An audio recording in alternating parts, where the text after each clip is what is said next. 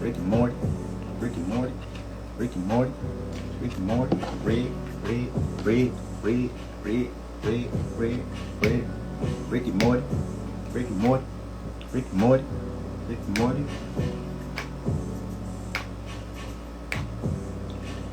Red. Shout out to Soulja Boy. Shout out to Soulja Boy. I had to throw some Soulja Boy vibes in the background. We about to talk about these Leo energies, alright? Red. Pause. Alright, let's get it, y'all. I finally get on live earlier. Let's get it. Let's get it. What's going on, everybody? Hope y'all enjoying y'all Wednesday. Over here we call that Mercury Day. Cause it make you think about a whole lot. Make you think about the whole lot. Alright, let me stop playing. 7 new ways, ASBW, Felice. I see you, Felice. Renewed 4-4. Y'all don't mind the little mild sweat. Brother got a little mild nose sweat. Y'all don't mind that. I live in New York right now. The temperature is currently slavery. Alright? So we going through it a little bit right now. Brother gonna get his little pad on right now. Alright? And talking about fire energy, talking about Leo energy ain't making anything much cooler anyway. So H Sat, hey. Miss Lena. Hey, little troublemaker. Hey, look, you probably got some little troublemaking energies up in that alignment with that name. I'm sniffing a little Scorpio, little Gemini energy in there, little Aries energy in there, little Sag energy in there, maybe. I don't know. Just picking up Bonnie Botanica, Disha Baby, Sex and Stardust. Love that name. Minor heart attack. Damn. Minor heart attack. It's just a minor one. Ain't a major heart attack. Just a minor heart attack. Ricky Morty. Ramu. Weird bitch organization. All right. I love weird people. What I can't stand is a motherfucker just trying to be aligned with everybody. That's what I can't stand. I'm a Libra. Show some individuality. What do you bring to the table that's different from everybody else? Chechi! Mindful of me. Y'all call Cha-Cha. I call Chechi, alright? Don't take Chechi. That's my name for Cha-Cha. Mrs. KG. Becky, I see you, Becky. I hope y'all tapping into Becky Lovetree, y'all. Because she's giving all type of abundant, personal, self-development energies on her page. She's radiating on her page, alright? Becky, don't think I don't see you blossoming over there. Nia Rose. The creator of God. Damn, I love these names. You created God? DM me after this. We need to talk. Because if you created that, there's some things I'm working on right now. I'm sure you can help me bring it to fruition.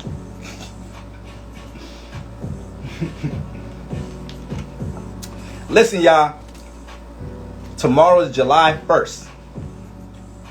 Tomorrow's July 1st. Let that before I get into what I'm about to talk about, just let that one sink real quick. Tomorrow's July 1st. I am Louis Charles, Shantae, the Kiera, Lady SA89, Antonia, what's good? Antonia, what's going on, baby? What's going on? Nobody ever pronounced it right. You the one who get. Let's get it. Touchdown. Score. Soshana, Hot Chicks,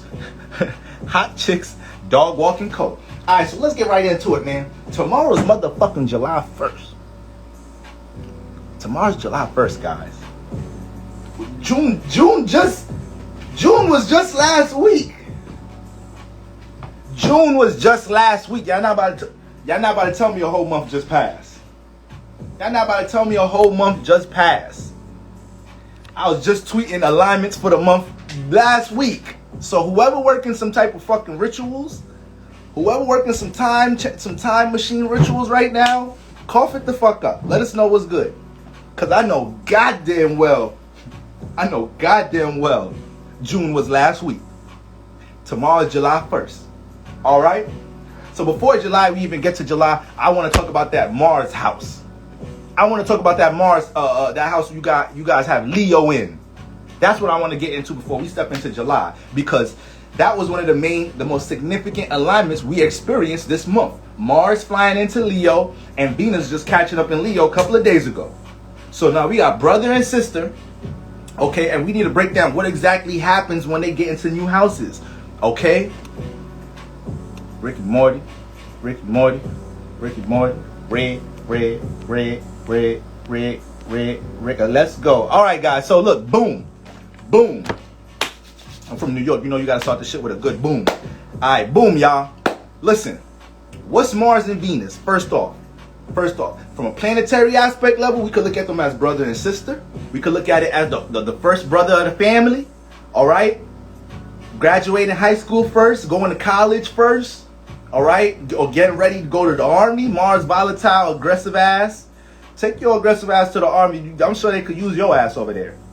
All right? He's leaving the house first. So everything is first with Mars. Everything correlates to that Aries energy, the I am. Okay?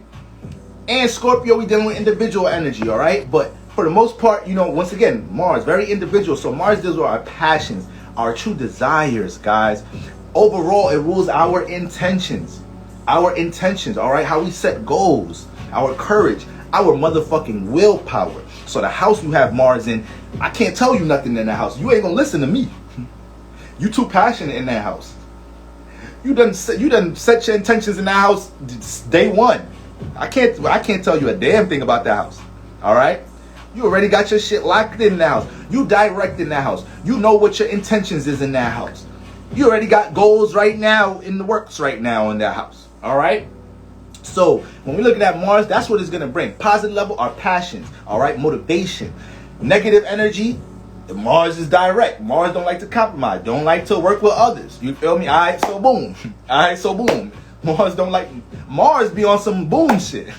Mars the same boom because when you say boom, you got to get right to it. Mars is boom, aka Mars, aka boom. You might have to nickname Mars that, you feel me? Because that thing can get right to the point. So for the most part, when we dealing with Mars energy on the negative side, we could be dealing with impatience, frustration, anger. All right, the house you got Mars in, your ass get angry in this house quick. You get frustrated in this house quick. All right. We just did a little transit class on my Patreon, breaking down, you know, transits and the influences of that transits bring. So if you just looking at it from a transit perspective, you feel me? Mars entering in the house, it's gonna bring some passion and motivation to an area that may not have been that fired up before Mars got in there, but you're gonna get fired up in that motherfucker. You're gonna get fired up in that motherfucker when Mars get up in there. All right. So that's Mars on a positive, negative spectrum. Then when we look at Venus, younger sister, all right. Beautiful, got a charm to her, elegant. We know Venus deal with appreciation, your support system, how we connect, how we love, what we like, our pleasures, aesthetics, creativity. Don't think Venus not dealing with creativity. Don't think Venus not dealing with creativity. Venus love her some colors. She loves sounds. You know, she love aesthetics. She love all that shit. So Venus dealing with some creativity as well. But overall, this is our value system. Venus is going to show us what area of life we value. The house you got Venus in is going to show you the area of life you already being influenced to appreciate, support. You receive support from that house. Okay?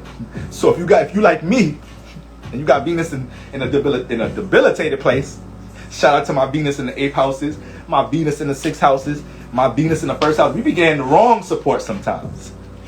Or we get support, we don't know it's support. We not looking at it like it's support.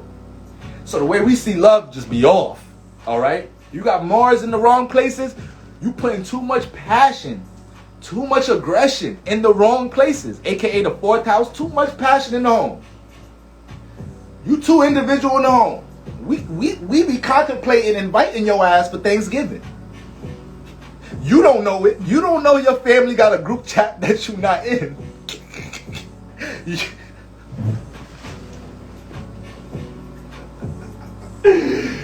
You don't know your family.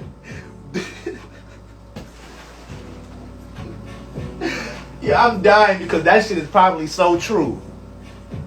Mars in the 4th house.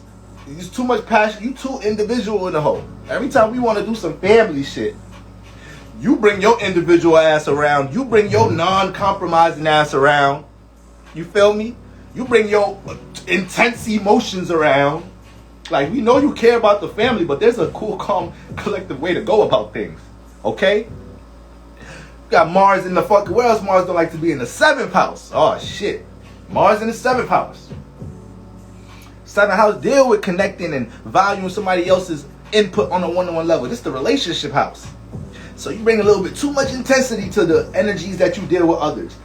Sometimes you initiate too aggressively with others. All right? So Mars in the 7th house people, they walk up to you in the club. Yo, what's up? What's up, baby?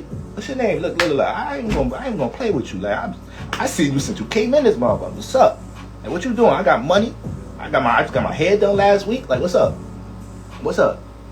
My baby mom's is out of town. Like, what you trying to do? Mars in the 7th house is aggressive. But sometimes we can't be that aggressive connecting with others on a one-on-one level all the time. Sometimes we gotta learn how to smooth shit out. That's why you got Venus in there. You got Venus influence signs in that 7th house. You're gonna understand how to give and receive. Yes, Mars, bold. Mars in 7th house, Mars in Libra, some bold motherfuckers. Mars in air signs Mars in air signs, air houses, period. Mars in air signs, air houses, period. It's aggressive communicators. People, a lot of us be looking at people with Mars and air signs and air houses like, damn, I really wish I could just walk in the party and make friends like that. Like, I really wish I could just go talk to my crush like that. This motherfucker got some cojones. That's Mars and air don't play. I'm talking about debilitations and all that, but family, this, once again, law of polarity, light and dark. Always going to be a balance to every single thing in life. For every negative you got, we can find a motherfucking positive to that experience or to that energy. If you want to find it. If you want to see the other side to it. Okay? So, when we're looking at the influences Venus brings in the transit, she's going to bring appreciation. She's going to influence us to support that energy some more. She's going to influence to see where the support coming from with that energy. Okay? She gonna influence us to make sure what we connecting to is being reciprocated. But the thing with her negative aspects is she could overdo it sometimes. She could overindulge. She could develop an addictive personality where she's at. Because when Venus feel her pleasure, she don't know how to cut them off. She don't know how to restrict it. When the sun is giving her allowance to go buy makeup and shit or go on dates, she might go overboard with it. She might go on her first date, come back a little late the first night. Alright, she might go on her first date. Now she end up sneaking out the house a little bit. You know Venus sneaking out the house late at night to go see her boyfriend and shit late at night on some love and basketball shit. Sneaking out the motherfucking bed door. It's been 6 years from 7th grade all the way up to motherfucking senior high school. You ain't know all this time that your daughter done had the little boy next door sleeping in Venus' room when he get into shit with his goddamn parents. You don't know that, because Venus be over, when it comes to love and her pleasures, she be doing too much sometimes. AKA Libras, Pisces, and Taurus. Doing too much when it comes to the shit that make y'all feel comfortable. And it's all in different ways. Taurus is earth, so they'll do it in a superficial way. They'll overdo putting too much value into materialistic things or develop superficial habits. Or Taurus, I really don't mean to drag y'all, but y'all will get in relationships with motherfuckers because of their bag, and you even like this motherfucker like that. Like, I'm sorry. Girl, this nigga pay all the bills. He ain't that, I know he ain't that handsome, but shit. He taking a toll. He helping build some shit around here. He a real man. I give him that. He a real man. That's all you got to say. He a real man, though. So it is what it is. You feel me? That's how much Taurus value being comfortable in the physical realm. Taurus ain't really trying to date no. And the crazy thing is, y'all attract, especially Taurus moons, y'all will attract some freeloading Joe ass niggas. So it's like, once y'all get around a motherfucker that got stability, that got some resources, you're like, alright, bet. Somebody match my energy. Alright. Damn. Tired of paying for dates. Tired of holding the motherfucker down 24/7. Shit. You feel me? So I feel Libra just be ODing with Venus energy in the airway. So this is why some Libras can't be alone. This is why Libras start feeling like Pookie and shit, being single for a couple of months. Nobody texts them, start having withdrawals. Libras start tripping. Start motherfucking tripping if they ain't flirting with somebody, texting somebody, having a situationship with somebody. It gotta connect with the inner airway. So Libra gotta be talking to somebody, communicating to somebody. They push Venus out through air, and then Pisces push it out through water. Venus is exalted in Pisces, so motherfucking this be slapping. Venus push it out through water in Pisces, okay? Because Venus is exalted in Pisces, so motherfucking Pisces, a motherfucker make y'all feel good. That's it. They got y'all. Y'all willingly land in the motherfucking palm of their hands because you know being around this motherfucker make you feel good. Or a substance makes you feel so good that every time you deal with this substance, it help you tap more into the dream realm that y'all naturally love to connect to, that y'all naturally already in, but it make y'all feel, this substance got y'all, this liquor, the weed, the perks, got y'all feeling like, oh shit, like damn, every time I get on that substance, it actually helped me tap in and escape reality. So that's how Pisces might overdo it, all right? And Pisces already, when we talk, Venus is exalted in Pisces. So when we talk about exaltations, that's the energy they could overdo. So, you know, Pisces, y'all fuck around overdo Venus and love more than Libras and Pisces. I mean, more than Libras and Tauruses sometimes. All right? But listen, I'm a Libra, so Pisces, I already know how. Pisces, I know we gotta relax. I know how it be. We be wildin'. We gotta relax. You gotta learn to be by your goddamn self sometimes. You gotta learn to put some learn to deal with some more self-love, self-care, right? Tauruses, y'all gotta make sure y'all know where y'all morals is at. Y'all gotta make sure y'all know what y'all bring to the table, what the other motherfucker bring to the table, and making sure when you connect to others, it's for balanced reasons. Because if you get into a relationship based off what somebody can provide, it's a matter of time till you sleeping in the bed and you like, damn, I hate being in the bed with a motherfucker I don't even want to like touch. Like, I want to hug this motherfucker. And you fake stink a little bit. So you don't want to be in that situation, Tauruses, okay? So you always got to make sure we're not being too superficial, putting too much value into materialistic things and whatnot. So that's just a little rundown of Venus and Mars, the natural energy, all right? The signs, the zodiac signs, I already have them natural influences. And all of them, don't get me wrong, I'm pointing out the negatives. So with Venus, with Mars signs, Aries, Scorpios, Capricorns, because Mars is exalted in Capricorn, these signs, we don't need to teach them to be passionate.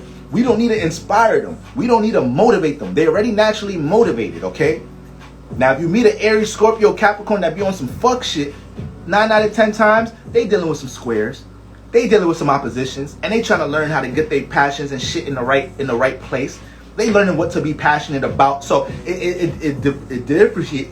I be trying to use words that I know I should have no business using because I cannot pronounce the motherfuckers. It was just the other day on live, I was trying to use the differentiate. Alright, whatever, forget, I'm not gonna do it. But the motherfuckers is different.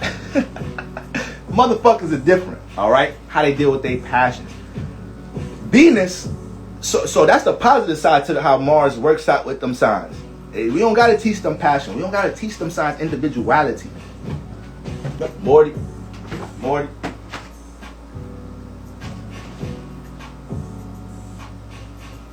Now, motherfucking Libras, Pisces, Taurus, Venus energy works for them because that they got that natural charm or that natural beauty, or maybe their presentation or the way they communicate. You feel me? In some type of way, it comes off pleasing. All right, Venus just radiates in that type of way.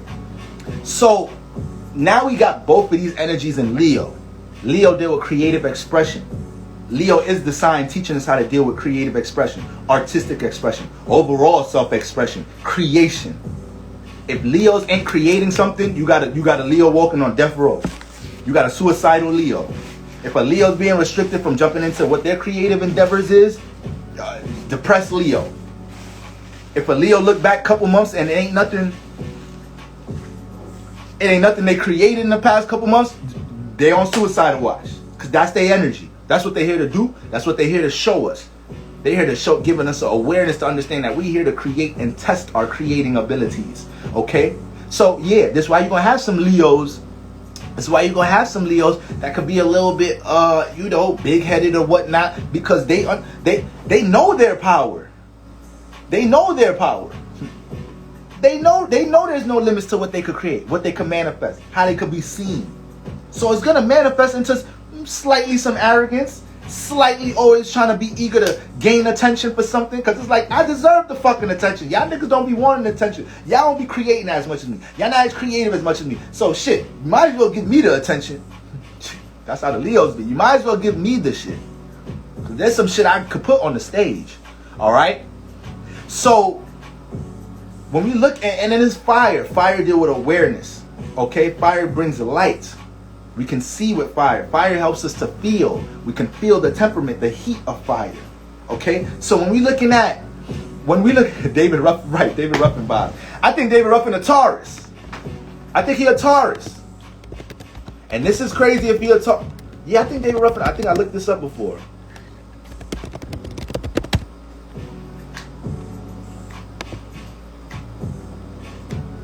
Let me see. Word? The fuck? He a cat. I thought he was a Taurus. That's my nigga. I know I done looked up David Ruffin before. Nobody come and see you, Otis? Otis was hurt. Otis felt that one. He ain't show it like that in the motherfucking movie scene, but just after that, he was hurt. That shit hit Otis. That shit hit Otis so much. I bet you the real Otis watched the movie like, why y'all had to put this motherfucking scene in this shit? Nigga started replaying scenarios with David Ruffin. He was an egotistical motherfucker. He ain't say that shit to me, but it sound like that shit is right up his alley. Sound like some shit he really would say to my black ass back then. Shout out to Otis. Shout out to David Ruffin. Shout out to the Temptations, man. I love that damn 5-hour movie. I watched that shit. That shit is 9 hours long, but that's my shit though. Temptation movie about 9 hours long, family.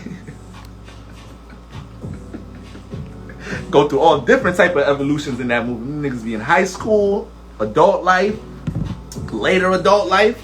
That's my shit though. I used to watch that shit like a motherfucker when I was young. But I could have sworn David Ruffin was a Taurus. That's crazy. I must be tripping. He on the cusp though. He a Capricorn or Aquarius. He on 28 degrees. Damn. He a Libra moon. Venus singing. Alright, so anyways, when we're looking at Leo, and then we're looking at Venus and Mars coming into Leo, we got two planets that deal with emotions and feelings, alright, in an expressive energy. So the house that you have Leo in, you're already cultivating your creativity in this house a lot. You're subconsciously, you may not realize it, but go check that Leo house. It's something you're always trying to put in the light in this house. If anything, you naturally already gaining attention for shit in this house. You naturally got a light and some awareness for shit in this house. Alright? Probably the people you connect to, they already know some shit about this house. So, now that you got Mars coming into this house just got, we just turned the stove up a little bit higher. This house is more motivated now. There's more passion in this house. You want to get to it in this house some more. We're more direct in this house. Now Mars, we've been feeling this for about 2.5 weeks now. Venus just got in here. So she's coming in to play her nurturing role a little bit. Support a little bit. She see Mars going dumb hard. She see her brother going dumb hard in this house right now. So she's like, don't worry bro, I got you. You got that championship game this weekend. I bought you some new motherfucking cleats. Go kill them niggas this weekend. Venus is coming through to help her brother out right now. Because that nigga, he be acting like he don't need help. When he seen Venus coming out, he's like, oh, what are you doing here, man? I was already, what do you want? I was ready getting shit popping in here. He be annoyed. She just be wanting to help, like, relax. You left your lunch at home, nigga. Here. So Venus is here to pick up shit from Mars right now. Add some more love into all the vigorous shit Mars is doing in this house. Okay? So we going through a contrast of feelings in this house. This house is going through a lot of emotional roller coasters right now. And that's why I want us to understand. Family, we in a shift right now. We're in a shift right now. We are in a spiritual subconscious shift right now. We go through all these, whenever we dealing with so many retrogrades, this is a shift period. All right. But in this age of Aquarius, under a 5-year that deals with change, all right, that deals with change, you're not supposed to be ending this year in the same vibe and energy you came into this year with. You should never be ending the year in the same vibe and energy and awareness and mentality you came into it with. But when there's a 5-year, some shit really got to get shook. Some shit really got to get shook in a 5-year. We need to be drastically changing shit right now. So we halfway through it. It's about to be July 1st, y'all. Okay? So for the most part, we going through emotional roller coasters in this house, and we going through a lot of transformation in this Leo house. We going through a lot of transformation. Mars brings transformation because we so individual in this house. We so passionate that it's like we just thrusting through shit.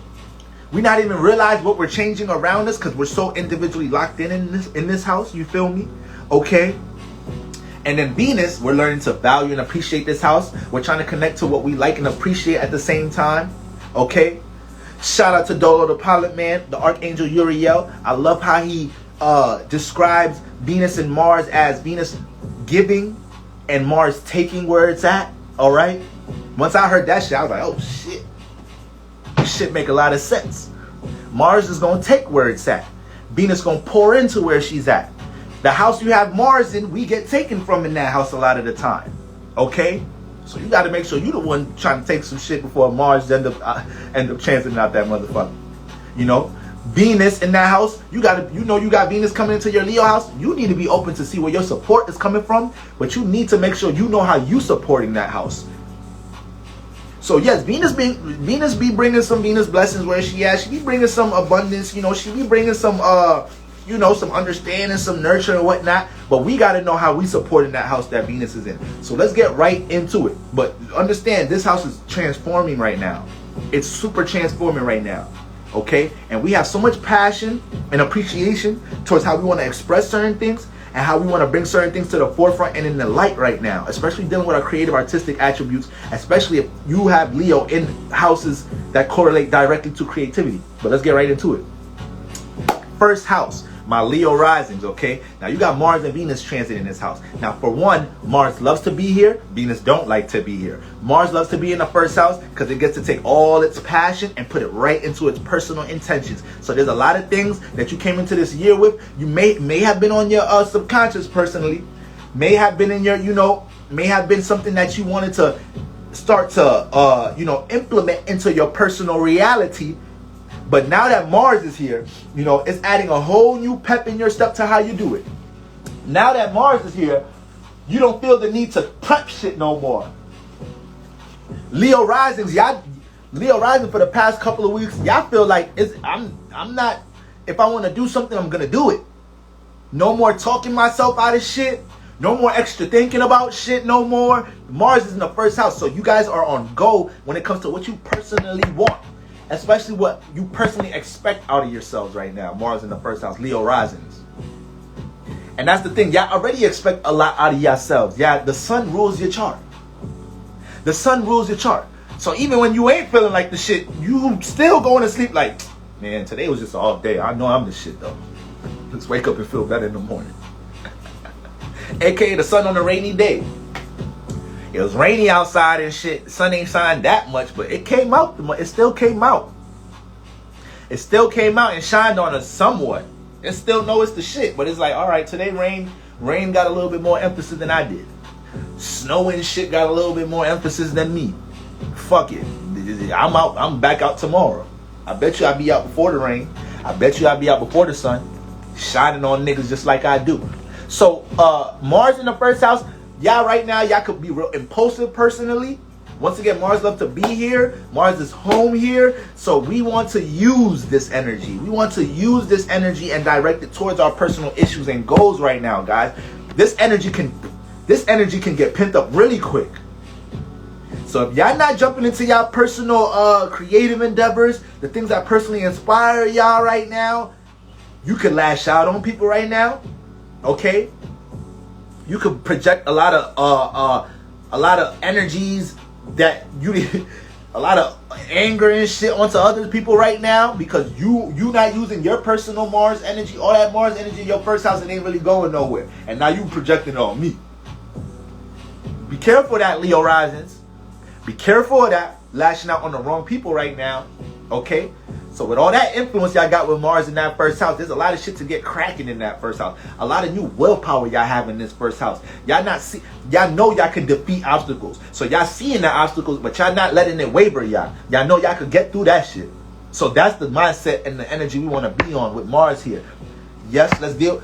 There's going to be at times you need to understand when to deal with a little bit more patience with Mars transiting in this house as well. Okay? Venus in this house. Now, Venus don't like to be here. Okay, because Venus wants to connect, relate, and it deal with love and appreciation. So when it's in the first house, it's gonna deal with some self-love, self-care, but it get a little conceited here. It could overdo with how it's, viewing itself personally. It could take time to humble itself here. It could think it's the super shit 24/7. Be a little hard to humble itself. Ain't nothing wrong with knowing you the shit. We all the shit, family. We all stars. All right. But Venus got to learn to get a little humble here, all right? And Leo rises, we already know. I don't mean to drag y'all, but Leo rises, y'all already know. Y'all, it don't hurt y'all to have a little slice of humble pie every now and then, all right? My Leo sun moon rises. It don't hurt for y'all. Y'all can actually have a little bit more, all right? Y'all can actually have a little bit more than everybody else, okay? At the motherfucking pizza party, motherfucking elementary school pizza party, I just seen a funny ass meme, a funny ass TikTok. It said back in the day, pizza parties used to be like, pizza parties in school used to be like, and it was just a motherfucker cutting a pizza pot in mad slices, like in 50 slices. Nigga was just like, I don't even want to slice no more. I don't even want to slice no more. So, Leo risings, as determined as y'all are personally right now, y'all receiving support for what is it you got going on in your personal life. So people, places, and things are supporting you to carry out these personal aspirations. You may be having some things you were struggling with personally, and you may have that. You're gonna manifest that conversation to make you realize you are a Leo rising. You are the shit. You are capable of the things you personally want to do. Sometimes your vision is too grand because you're the sun. So sometimes you need to learn to work in increments, Leo rising. You need to learn to take things one day at a time. Sometimes it'd be a little too hard for y'all to see the whole grand thing, want to conquer shit overnight. So that's where we could work at things right now. But you're going through a personal transformation. And the more that we can align your passions into your personal inspirations, and the more you can learn to value and appreciate and bring some support. Bring support to yourself to attract more support for what's going on in your personal life right now. The more you're going to evolve during this Mars and Venus transit in Leo transit in Leo right now. Okay?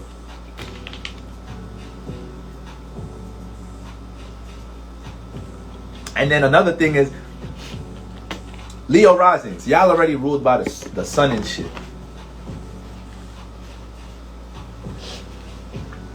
Y'all already ruled by the sun and shit. So, y'all already feel strongly about your personal views. You already feel strongly about your personal views. Okay? So, now that you got Mars and Venus here, you can clash with others a whole lot. Not understanding how to compromise right now. Not understanding how to see things from another person's point of view.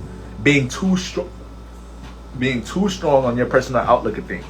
Y'all could literally be blind from seeing things from other people's point of view right now. And that could be very detrimental, guys. So you want to make sure you're able to see both sides of a picture right now, okay? You're going to feel strongly about shit, but you may have to learn how to monitor some your personal outlook about things sometimes and think about the whole environment. Think about everybody that's affected with your personal circumstances, all right? But all the support and passion in the world right now, okay? Leo in the second house. Leo in the second house, my Cancer risings, okay? So with Leo in the second house deals with our value system, all right? Monetary gains, finances, business, structure, stability, security, all right? What we feel like we have to offer to the world, our value system, creative attributes, okay? So with Leo here, Cancer risings, y'all already, Leo in the second house, you put in all that creativity and all that sunlight in our value system. So this person 9 out of 10 times will have high self-esteem. this person is gonna be most likely multi-talented. A couple of things they could do creatively. A couple of things they could have to offer to the motherfucking world. All right. They really had us working for some coke. Word. Like, what the fuck? Like, y'all gonna order the pizza. Yeah, the day ain't okay. If the pizza party ends if school ends at 3 o'clock and the pizza party is at 3, what the fuck y'all ordering the pizza at 12 for? Order that bitch at 2:30. Got us eating this cold shit, and you know it'd be one little cheesy ass microwave in elementary school.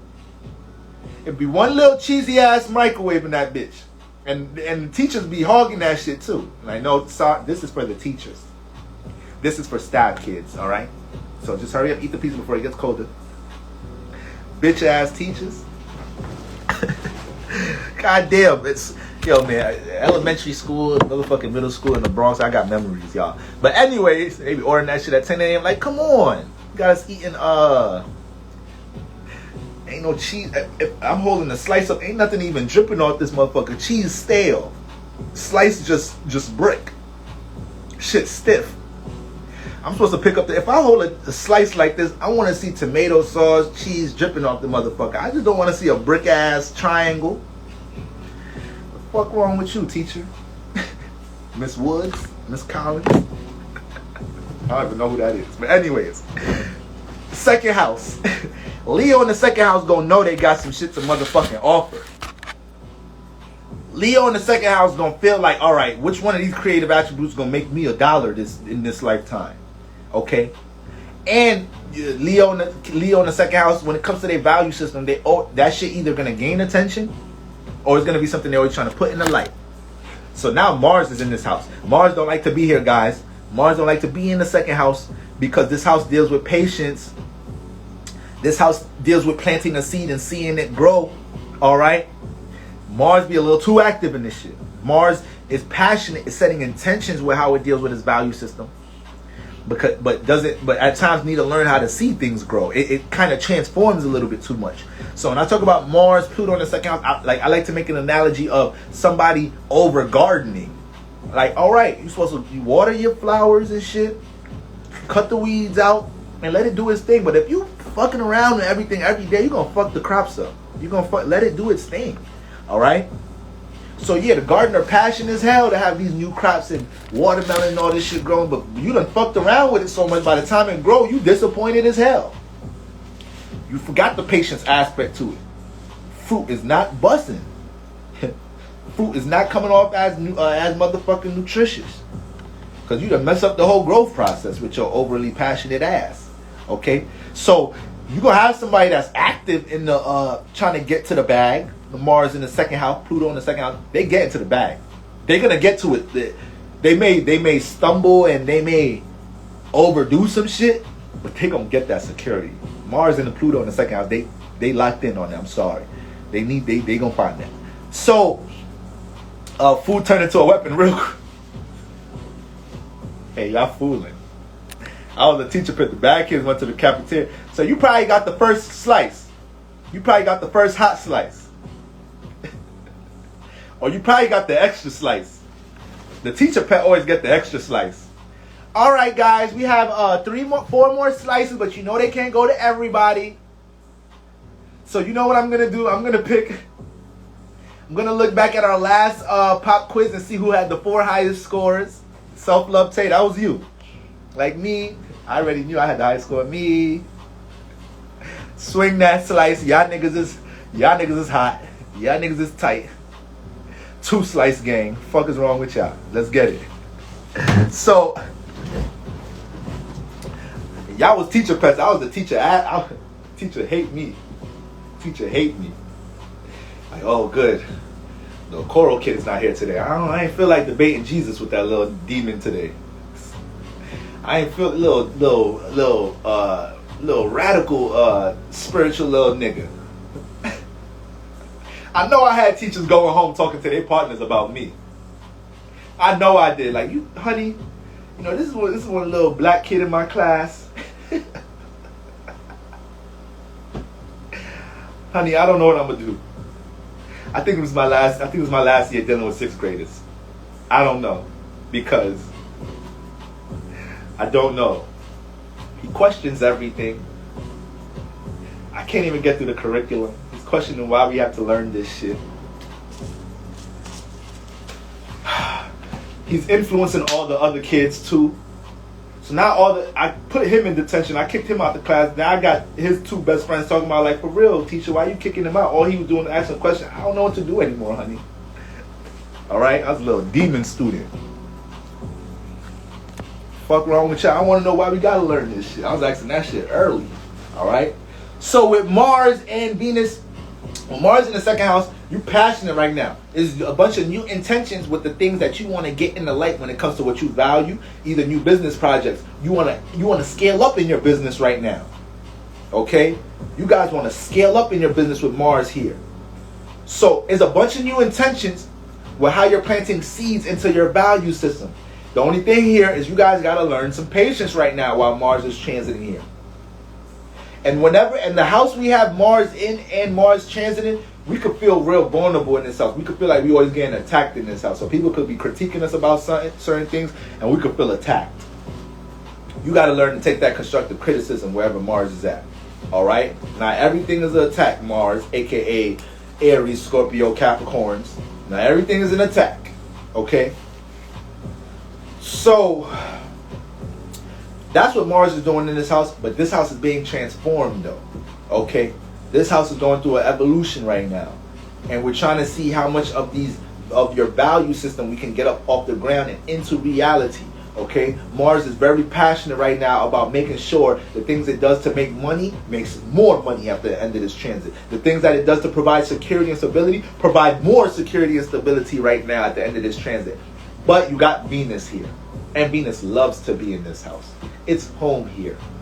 So as passionate as you may be, okay, you went to Catholic high school, but your mom was, man, all my life, I was in public school. I was in Catholic school all my life, all the way up to 5th grade, was in public school for like 2 years, and went right back to that motherfucker.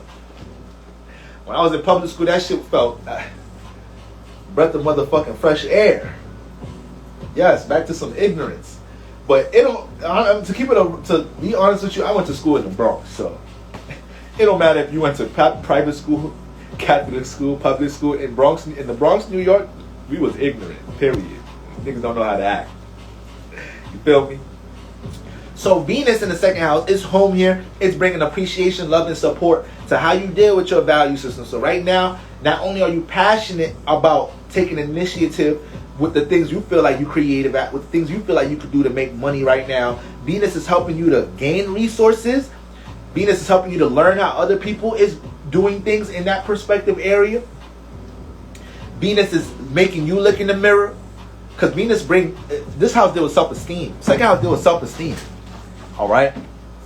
So this is actually really big for y'all right now, Cancer risings.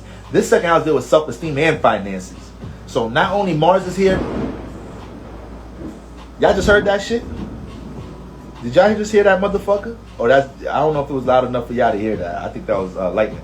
But with Venus transiting here, it's this house deals with self-esteem. So when it comes to your self-worth, this is something that you're not putting on the back burner right now. You're looking at yourself like you're capable with Venus in here. You don't want to feel like you're back against the wall with the things that you feel like you could use right now to build some structure and stability and security in your life. So right now, y'all fucking around getting into fights right now, defending your shit right now. This is why y'all can't be taking, right, everybody in New York just heard that shit. So that's why right now, y'all got to make sure, Cancer risings, y'all know who y'all surrounding yourself with right now, because y'all that passionate in that area. Like, we so passionate to the point that, the moment we express something right now about what we want, with people not aligning with that and just having their own individual perspective, we can take that a little too personal for no reason right now. That's how much passion we have in this. That's for everybody dealing with Mars and Venus and Leo. So we want to find a balance between their energies. Mars is passionate here, but it needs to learn how to do things in a diligent, patient way. Venus is bringing love here. So you're influencing yourself to love and have more appreciation for what you feel like you can do right now. Self-esteem boost right here now. So let's go ahead and prove to the universe that you are capable. Okay? Third house. Leo in the third house. Gemini risings. Okay? So shit, you got Leo in the third house. You may have been the shit in your familiar neighborhood. You may have got some attention, some popularity in your familiar surroundings growing up in your neighborhood, some type of shape or form. You was a cool kid, you was a popular kid, shit, you developed some creative attributes in your familiar surroundings, so your friends was rapping, you learned how to rap from them, and now that's your thing. Now you known for being a dope rapper or something. So that substance may, damn, I'm dead about to go outside after this.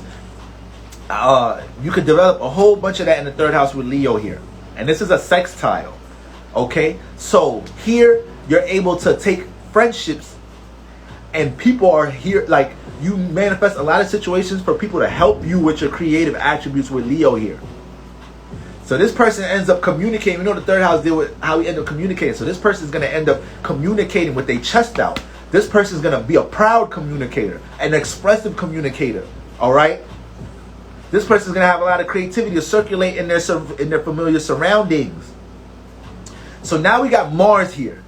Mars making you more passionate about how you circulate your creativity to people right now. Okay? So as much, you got to find the balance between being an individual, all right, and having, because a lot of times, family, like some of us do have some influences in our chart where we have to learn how to work with other people. We have to learn how to interact. We have to learn how to collab. A lot of us have them type of influences. But a lot of the time, esoterically speaking, family, you know, we are doing a disservice trying to get other people to fuck with us instead of just doing our thing, building up that energy individually and attracting what comes with that shit. All right? A lot of times that's the wisest way to go about things that you aspired about. And I'm the first one to tell you that I'm a Libra.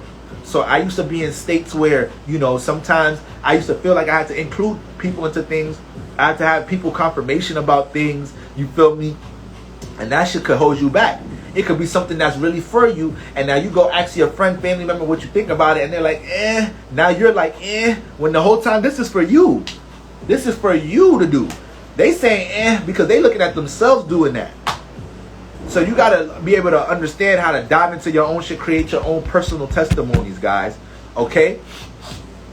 So Mars in the third house, you guys gotta make sure y'all don't fall into that balance. Trying to inspire others a little too much to get on a certain wave you're on, okay, and try to attract people based off what you're cultivating.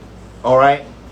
Mars in the third house though is going to be passionate about how it deals. It's going to set some new intentions with how it deals with people. So you might be in cutoff mode right now too.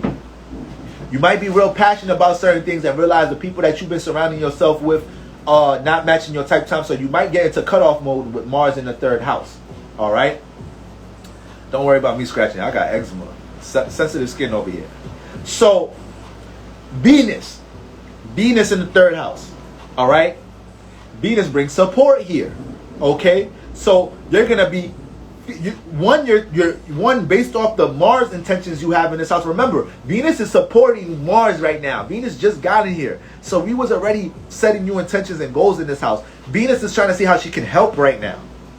So with all these new intentions, and all this passion, slight frustration that you might be dealing with people right now, emphasis on people in your familiar surroundings and close friends, Venus is here to help you understand, yo, listen, people have different perspectives about things. Don't be too hard on them. You got to do your personal thing, Mars. All right? Now, this opens up portals for people who do want to support your passions in the third house to be able to add on to it. Okay? So this is why you can't be too hard on people right now based on them having different perspectives about what you're passionately into, especially if it's one of your best friends, especially if it's one of your siblings, your family members. This is what you want to do, not what they want to do. Okay? So that's how Venus is coming in and helping out. Now, Venus does want to connect, though. So when she's in air houses, she's going to want to connect with people. So this is a lot of emotion here for wanting to deal with other people. So you got to find that balance and making sure you know who fits into what you building, what you cultivating, what you passionate about, with your new intentions. Okay. And the third house deal with ideas, information, creativity. So these are all type of things that you may be passionate about expressing, connecting, getting out. All right. So we got to find the balance here. We got to find the balance here. Fourth house, Taurus risings. Taurus risings, okay? So Taurus rising, y'all got Leo in the fourth house. This is why Taurus rising, my brother's a Taurus rising. So y'all entertainment system and everything be set in the home. Y'all don't be feeling like y'all need to go. This Taurus rising don't be feeling like y'all need to leave the crib. None of that. I got what you need. Netflix and chill in the crib. Amazon Prime in the crib. Snacks is here. Ice cream on deck. I just bought the new sofa couch. The new sofa couch. Ever since I can remember, now my older brother is 12 years older than me. So ever since I could remember, he always had a DVD player, hella bootleg movies. A movie came out, that nigga was copping the bootleg. Friday After Next just came out. I know he getting that shit tomorrow. I know we lit in the crib this weekend. Friday After Next lit. Snacks lit. All right. So that's Taurus. That's Taurus rising with that Leo in the fourth house. So when we got Mars coming in here, though, we know Mars don't like to be in this house. Okay, Mars don't really like to be here. What we said about the Mars in the fourth house, too much passion here. Too much passion here. Okay? The whole setup, that got y'all. Bro, I know you play the piano, bro. I see you on your page playing the piano. You got your creative endeavors in the home already. It's like I don't need to go to the studio. I know how to record myself in the crib. I upload my videos on Instagram, YouTube, my acoustics, my covers. I don't pay nobody for that. Okay? So when you got Mars coming in this house, is a new passion with how you deal with your creative endeavors, just like we all picking up on. But Mars getting into this fourth house, though, when it comes to the people, places, and things we're emotionally connected to, we can be a little too aggressive with them right now. We got to watch that. Privacy and solitude, you can flip on motherfuckers right now if you feel like they're crossing boundaries. You got to be careful with that. Because Mars, when y'all look at Mars, just look at the Aries and Scorpio, y'all. If y'all really know Aries and Scorpios, Aries and Scorpio swear niggas always want to fight. Motherfucker Scorpio walking to work in the morning like, yo, what's good, bro? It's like, what? What? Oh, what's good? Oh, yeah, I'm good. I'm straight. What's good? Yeah. Like, damn, my nigga, like, you see me every day. We work in the same fucking, your cubicle right across from my, why you alarmed when I said what up? Now, I thought you was this nigga. Your voice sound like that nigga, that new nigga that work here. I don't really fuck with that nigga like that. I don't know him, but I don't know him or her, but I don't really fuck with them like that, so they're gonna have to come correct. I thought it was them saying what up to me in the morning thinking shit is all sweet and shit. Like, don't be saying what up to me. Like, Aries and Scorpios be ready for war. People will be trying to, new co-workers at the job trying to be nice to the Aries and Scorpio, and they already looking at you like, what's up? Hey, how you doing? Then they go to the other co-worker like, why is this person so comfortable? Who is that? Like they work in the front, I work in the back. Why they gotta come say what up to me? It's like, relax, Aries, relax, Scorpio. Nobody want to go to war today. Trust me, when it's time to go to war, we gonna grab y'all. We need y'all.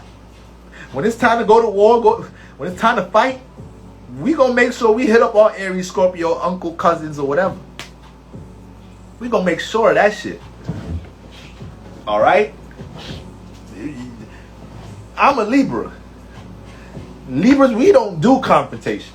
We don't do that shit. We some soft, passive ass, head ass niggas. So we be getting bullied in school by y'all. Y'all be the ones bullying us. Aries and Scorpios bullying Mars and Taurus. Taurus is a little bit more sturdy than Libras. So Taurus ruled by Venus, but they just a little bit more sturdy than us. They got Earth energy, so it's like you trying to bully Earth. You trying to move something that don't move like that. You gonna have a harder time trying to bully them. Libras, I've been there. All right. So for the most part, that's the opposite we gotta learn. You know, Libras, we gotta learn how to be more aggressive and take more initiative with shit. Mars gotta learn how to pick up on that compromise type energy from us. All right. They need to learn how to be a little bit more balanced and valuing other people's, inner thoughts and feelings more. So when we talk about Mars in the 4th house, guys, when it comes to things y'all emotionally connected to, y'all could be real riled up at the moment, high emotion at the moment. You got to make sure things don't get under your skin so easily right now, Taurus risings, all right? You may be dealing with a bit more responsibility in the home. If your parents need you to do something, if there's some shit that came up with your child that you wasn't expecting, you guys can't. You got to take care of responsibilities in the home. It is what it is. It is what it is. But on the flip side, we got Venus here. Okay? So Venus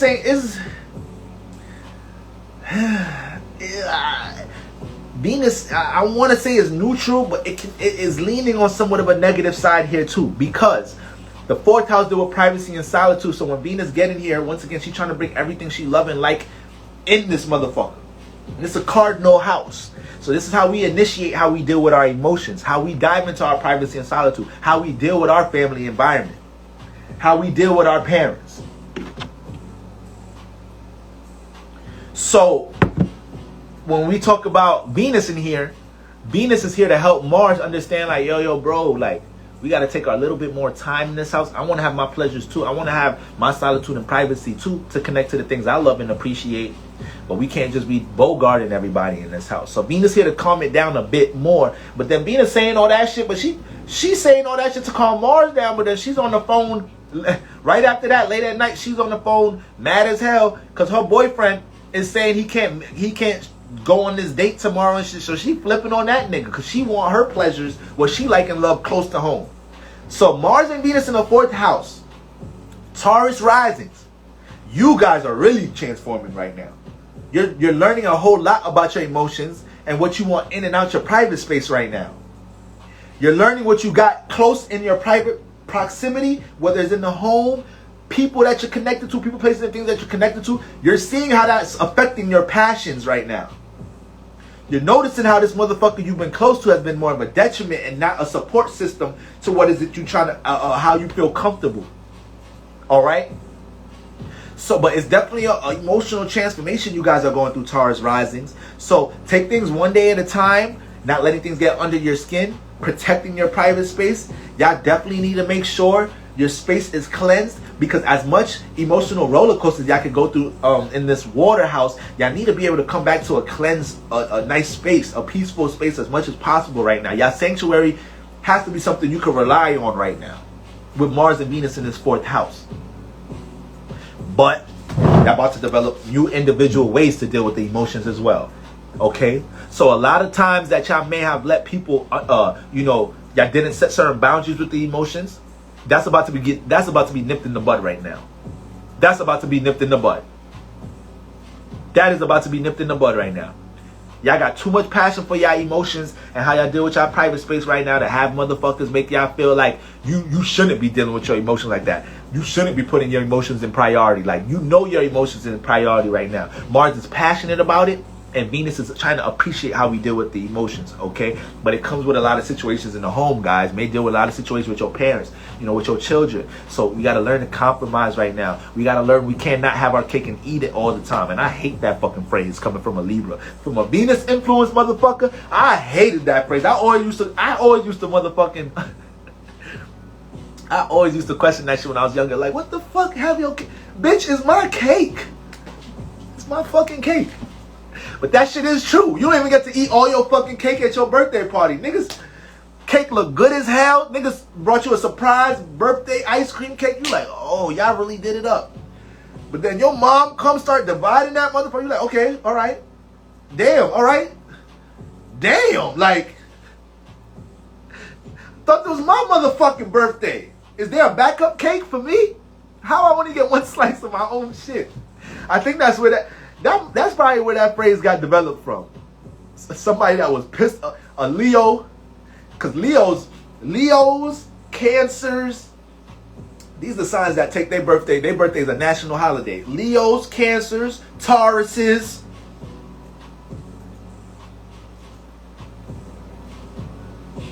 Sagittariuses. Y'all birthdays is national holidays. All friends and family need to conform to that day for y'all. If a motherfucker missed that birthday party, send the birthday text a little too late. You ain't sending it in the morning. You sent that shit in the afternoon, so you really ain't remember. You just seen other people wishing me happy birthday, and then you try to send me this late shit. You like, it's lunchtime. I can't wish you happy birthday at lunch. I had to wish you happy birthday at breakfast to show I really love you. All right, come on, Leo, Cancer, Taurus, Sagittarius. Sun in the first house, Sun in the fifth house, Venus in the first house. Come on now. Venus in Leo, Venus in Libra. Come on now. All right. So, it was probably a Leo, Cancer, mad as hell on their birthday. They just watching this fire ass cake just get divided and divided and divided. Like, all right, I don't even want to throw birthday parties no more. Y'all might as well. If y'all gonna throw a birthday party, limit this shit to 4 people. Because I actually want to eat my cake. Alright? That gotta be where that motherfucking phrase came from. So the 4th house, yeah, family, that's what y'all, definitely Leo rise that won't remember to shit till, right. Leos be like, it's 12 o'clock. Whoever wished me happy birthday after this, I don't even fuck with them no more. There ain't no way I'm eating lunch before you told me happy birthday. Mother, you got some signs that'll cut. I know, yo, listen. It be like that. Y'all gotta chill out, son. Y'all gotta chill out. Happy birthday to all my motherfucking Cancers. Happy solar return to all my Cancers once again, alright? Hope y'all continuing to enjoy your season. And remember, it ain't just your birthday on the day of your birthday. It's this been your whole fucking birthday. This been your whole birthday. The sun don't just come in and light up 1 degree. It light up the whole constellation. So the day, your birthday, your degree is extra lit. But the whole constellation getting that energy.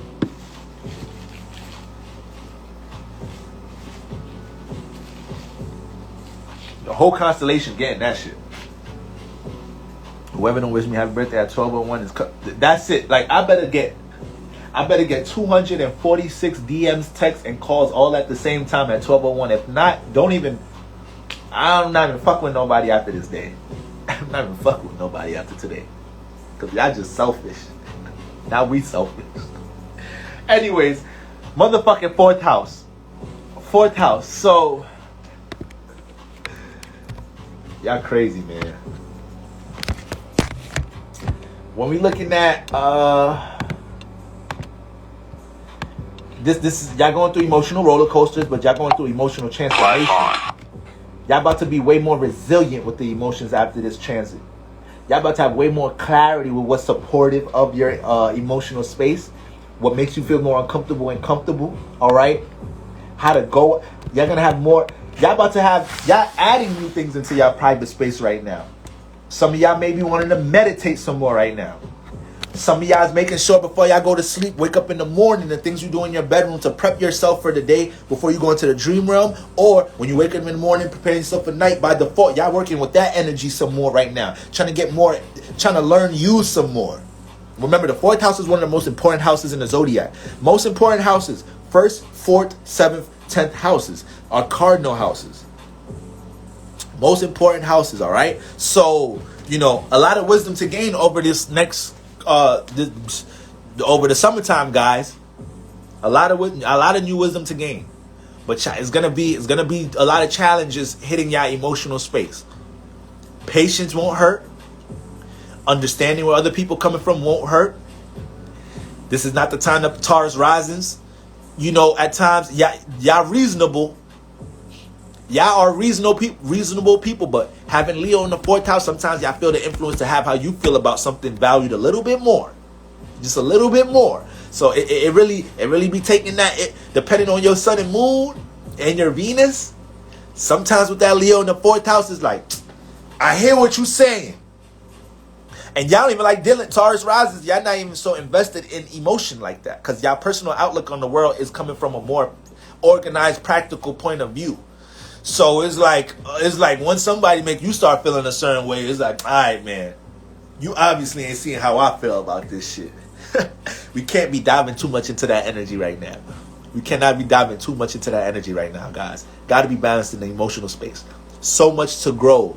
So much maturity to be gained with how you deal with your emotional well-being right now. Okay, Venus is here to support you. Venus is here to help when Mars is getting too aggressive in the home. Once Mars starts being too passionate here, too individual in the household, too individual with people, places, and things you care about. All right, Venus is here to be like, all right, let's calm down, Mars, breathe, and y'all gotta listen to that angel. Y'all gotta listen to that angel right now.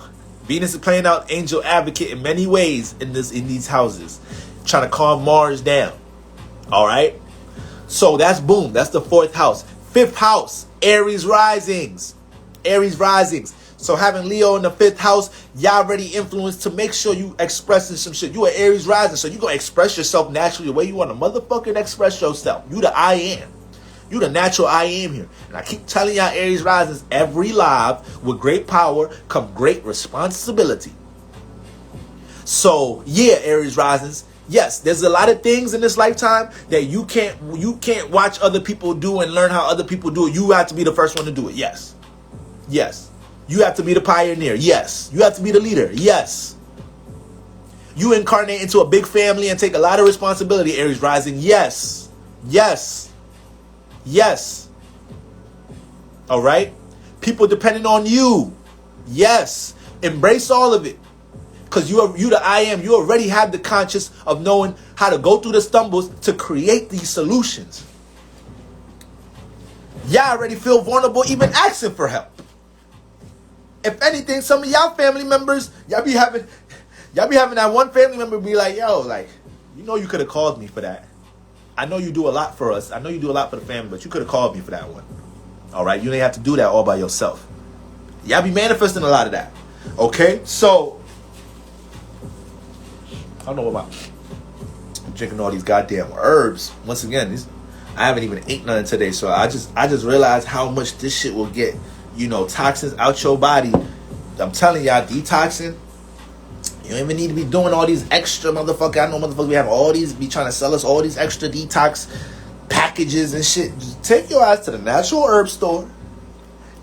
Read up on some what herbs do for you. All right, boil them motherfuckers up and get into some intermittent fasting. Watch what you eat. Stop clogging your body up with so much food. Eat when necessary. All right. So that's a lot of us, but I got the sun trans in 6th house, so I just need to emphasize this shit some more. But I just noticed all these motherfucking toxins trying to come out my body when I'm talking so much. So when we looking at Aries risings right now, shit, y'all already be inspired to deal with your creative artistic attributes. Y'all already super duper creative, period. You feel me? By default, fire, all my fire risings, y'all hella creative. Okay, so when it comes into Mars and Venus in the 5th house, Mars fucks with this house. Mars fucks with the 1st house. So right now, y'all could be impulsive. If anything, that's the negative energy that plays out. So you're real passionate about diving into your creative endeavors. You're real passionate about getting this new song, this new business you're trying to launch. You're real passionate about getting things into the light right now. Okay, but you can do it impulsively. So we want to make sure we have some tact right now, guys. Okay, make sure we're moving in somewhat of a timely manner. That's probably one of the biggest things you guys have to learn as Aries risings: time management and how to work with reality. Cause y'all so futuristic. Y'all could be ahead of yourself. Y'all rule the head. You got Aries in the 1st house, so the 1st house rules the head. You got Aries here. You guys got big heads. Could be strong-minded. All right, so it could be a little hard for us to even give you advice at times. It can be hard for us to even give you advice, but for the most part, because the way you see things, you have such a strong vision, y'all trust that vision, your personal outlook, 1st house energy, y'all trust that more than anything else. So y'all be saying, fuck reality. I don't give a fuck about them laws and rules. Aries rising, y'all break a lot of rules. Y'all be breaking a lot of rules because it take y'all a minute to start understanding, like, damn, all right. I know I'm the I am. I know I can make shit happen. I know I could create. But damn, there do be some restrictions in this motherfucker. God damn. This motherfucker earthly realm. You really do be having to come into work on time, huh? You ain't know that? You ain't know that, Aries rising? You ain't know we open up the store at a certain time? That's when you gotta be here. Like, I know, my bad. I just thought when I get here, I just go straight to work. And nah, Aries rising, you can't just be doing things your own way all the time. All right? If you the boss, you could come in a little later, but you ain't get to boss level yet. You got all the passion in the world to manifest boss level. You got all the passion in the world to end up being the CEO of this motherfucker. Okay, but we need more time management. We need more tact, more strategy. So Mars in the 5th house is amped right now to jump into creative endeavors. You amped to have fun right now. The 5th house deal with the fun house. So you amped and inspired, excited to get the fuck out the house and have some fun during this time right now. Especially if you ain't really been doing shit all year. You like, nah. When my friends invite me somewhere, I'm going out. I don't care. I'm going out. I want to get some fucking drinks. I want to meet new people. I want to wear these new fits. All right? So that Mars in the 5th house, we just got to make sure, time we're moving in a timely manner with what creative endeavors we're crafting here. And you may manifest some, you may start to develop competition with competition that ain't competition. Make sure you don't do that. Y'all know what that meant. You may start looking at other individuals from a competitive aspect. Mars gets super competitive in the 5th house. So if you're going to look at certain things as competition, use it to inspire you and fuel you, not to create a clash. So I do this a lot. Put it like this. I got a lot of Mars energy in my 10th house. 10th house deal with career. So there's a lot of times that, I used to be judgmental.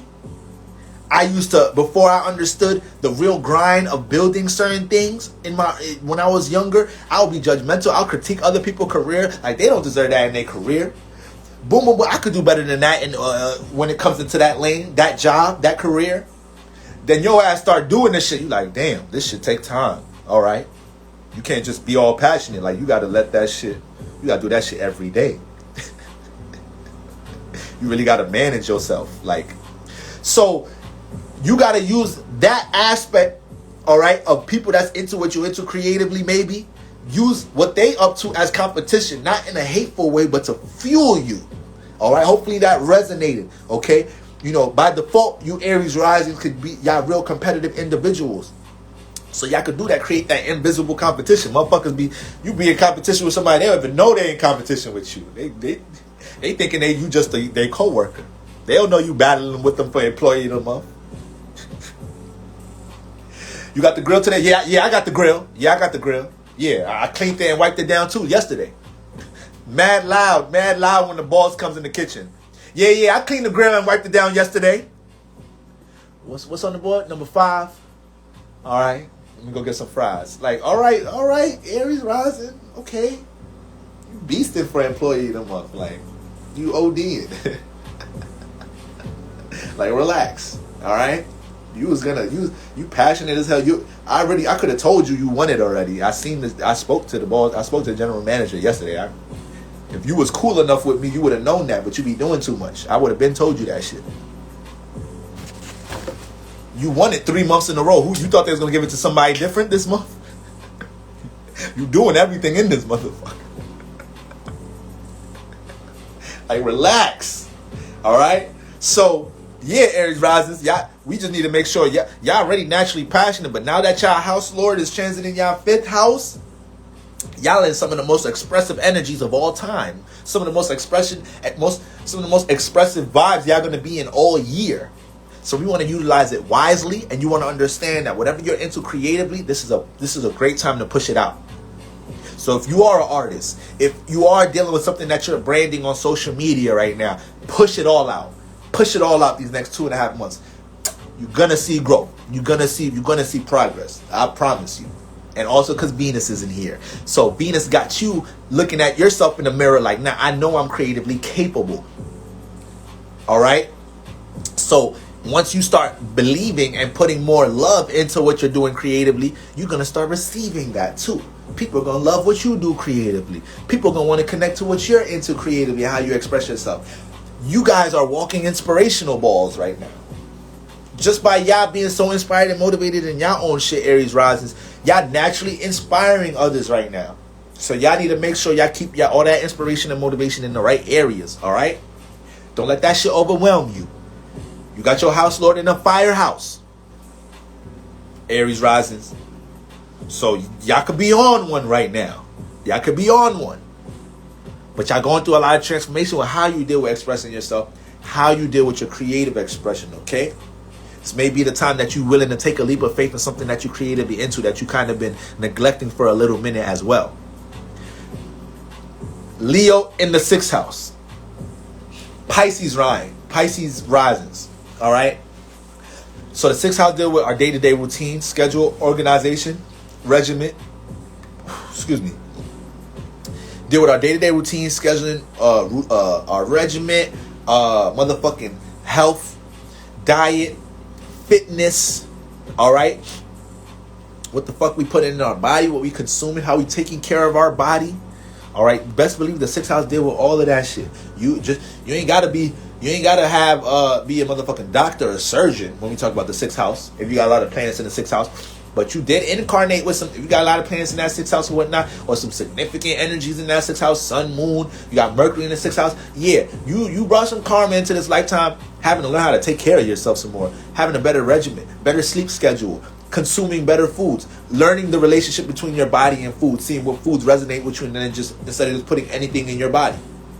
Okay, a lot of that influence in this house. So when we look at Mars in the 6th house, Mars bring a whole nother passion to how it deals with schedule and routine. So if you felt like you're right now, now mind you, we all been dealing with Mars in this house for the past 2.5 weeks. So for the most part right now, you know, with Mars here, you've been cleaning everything. You've been adding too much on your to-do list. If anything, you going to bed adding shit. It's like you ain't gonna get all of that done in one day, but fuck it, you shooting high right now when it comes to what you want to work on. You're back against the wall, so you're not allowing yourself right now not to check things off the to-do list. And if you're in a state of not having a to-do list, of not having certain things, that's you making sure you're scheduling and routining throughout the week, you feel crazy right now. You feel crazy. Hold on, y'all gotta blow my nose.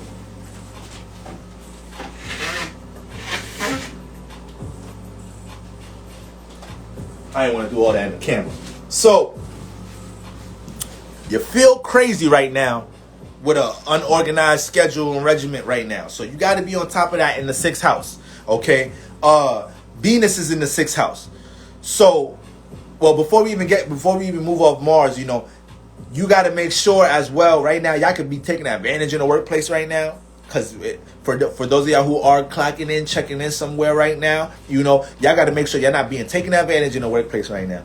Because y'all going to be passionate, making sure y'all get y'all shit done so y'all can be in and out more than ever right now. And then you might be manifesting certain scenarios that people see that you have a strong work ethic, a lot of willpower when you come to work, all that determination. They think you all passionate about the job. I'm determined to do what I got to do to get the fuck out of here on time. Not for you motherfuckers, all right?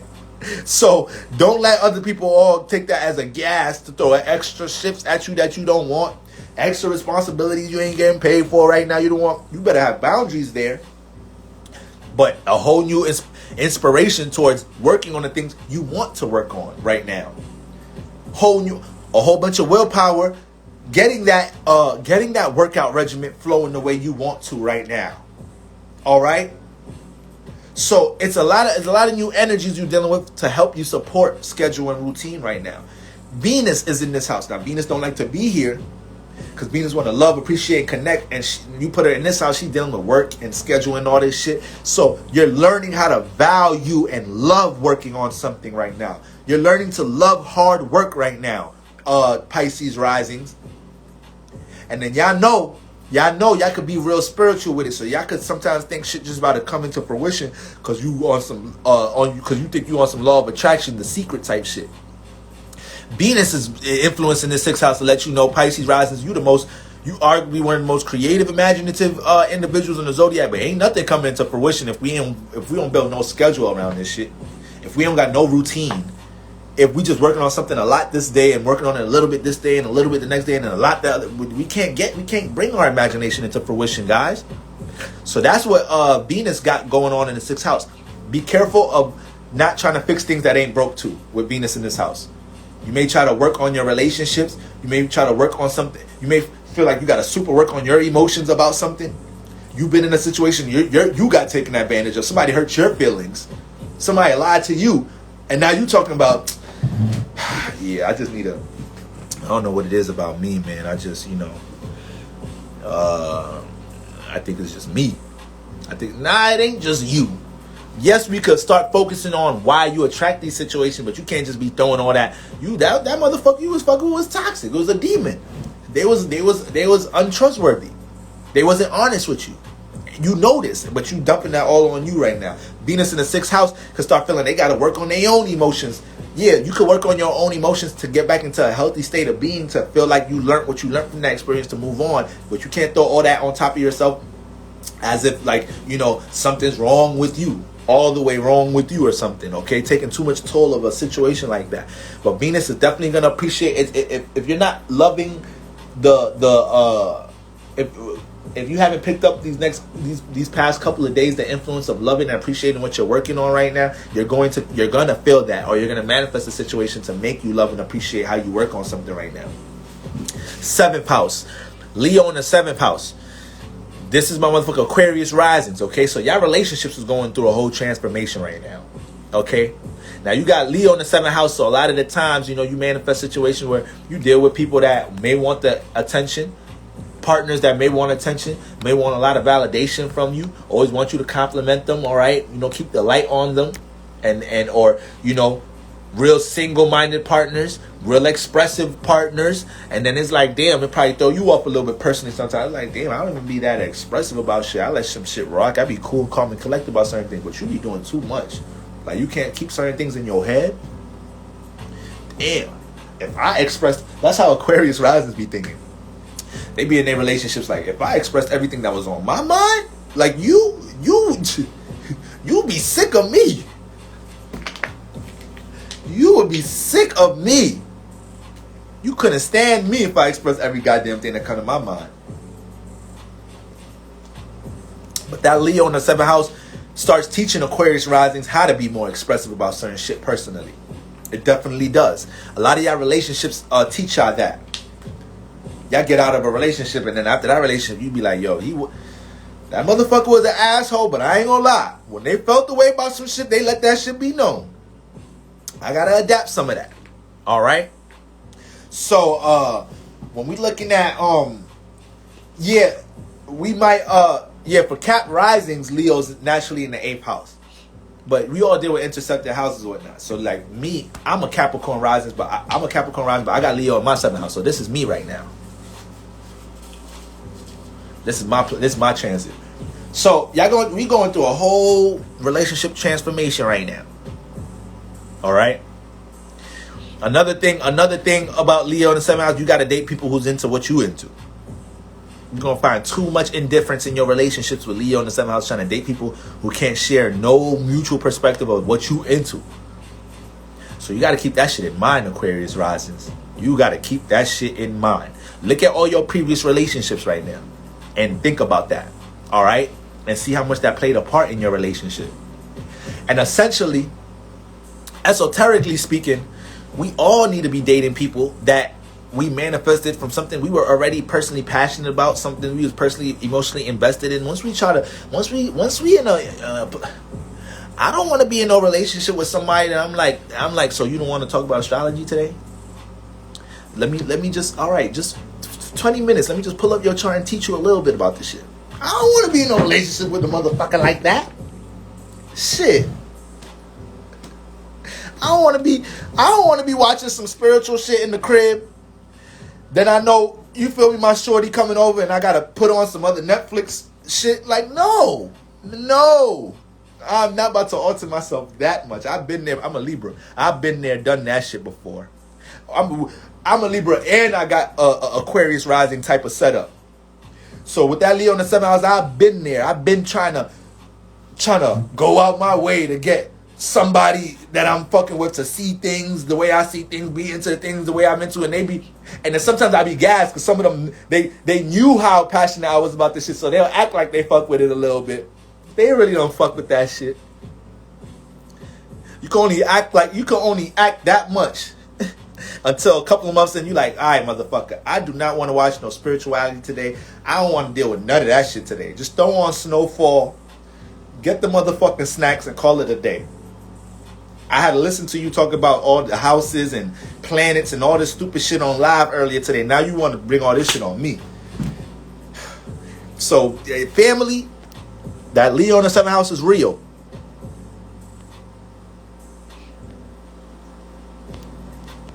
Leo in the 7th house is real. That people pleasing shit. We got to get what I tweeted earlier today was about, had a whole lot to do about people pleasing. We got to get off that shit Cancer season.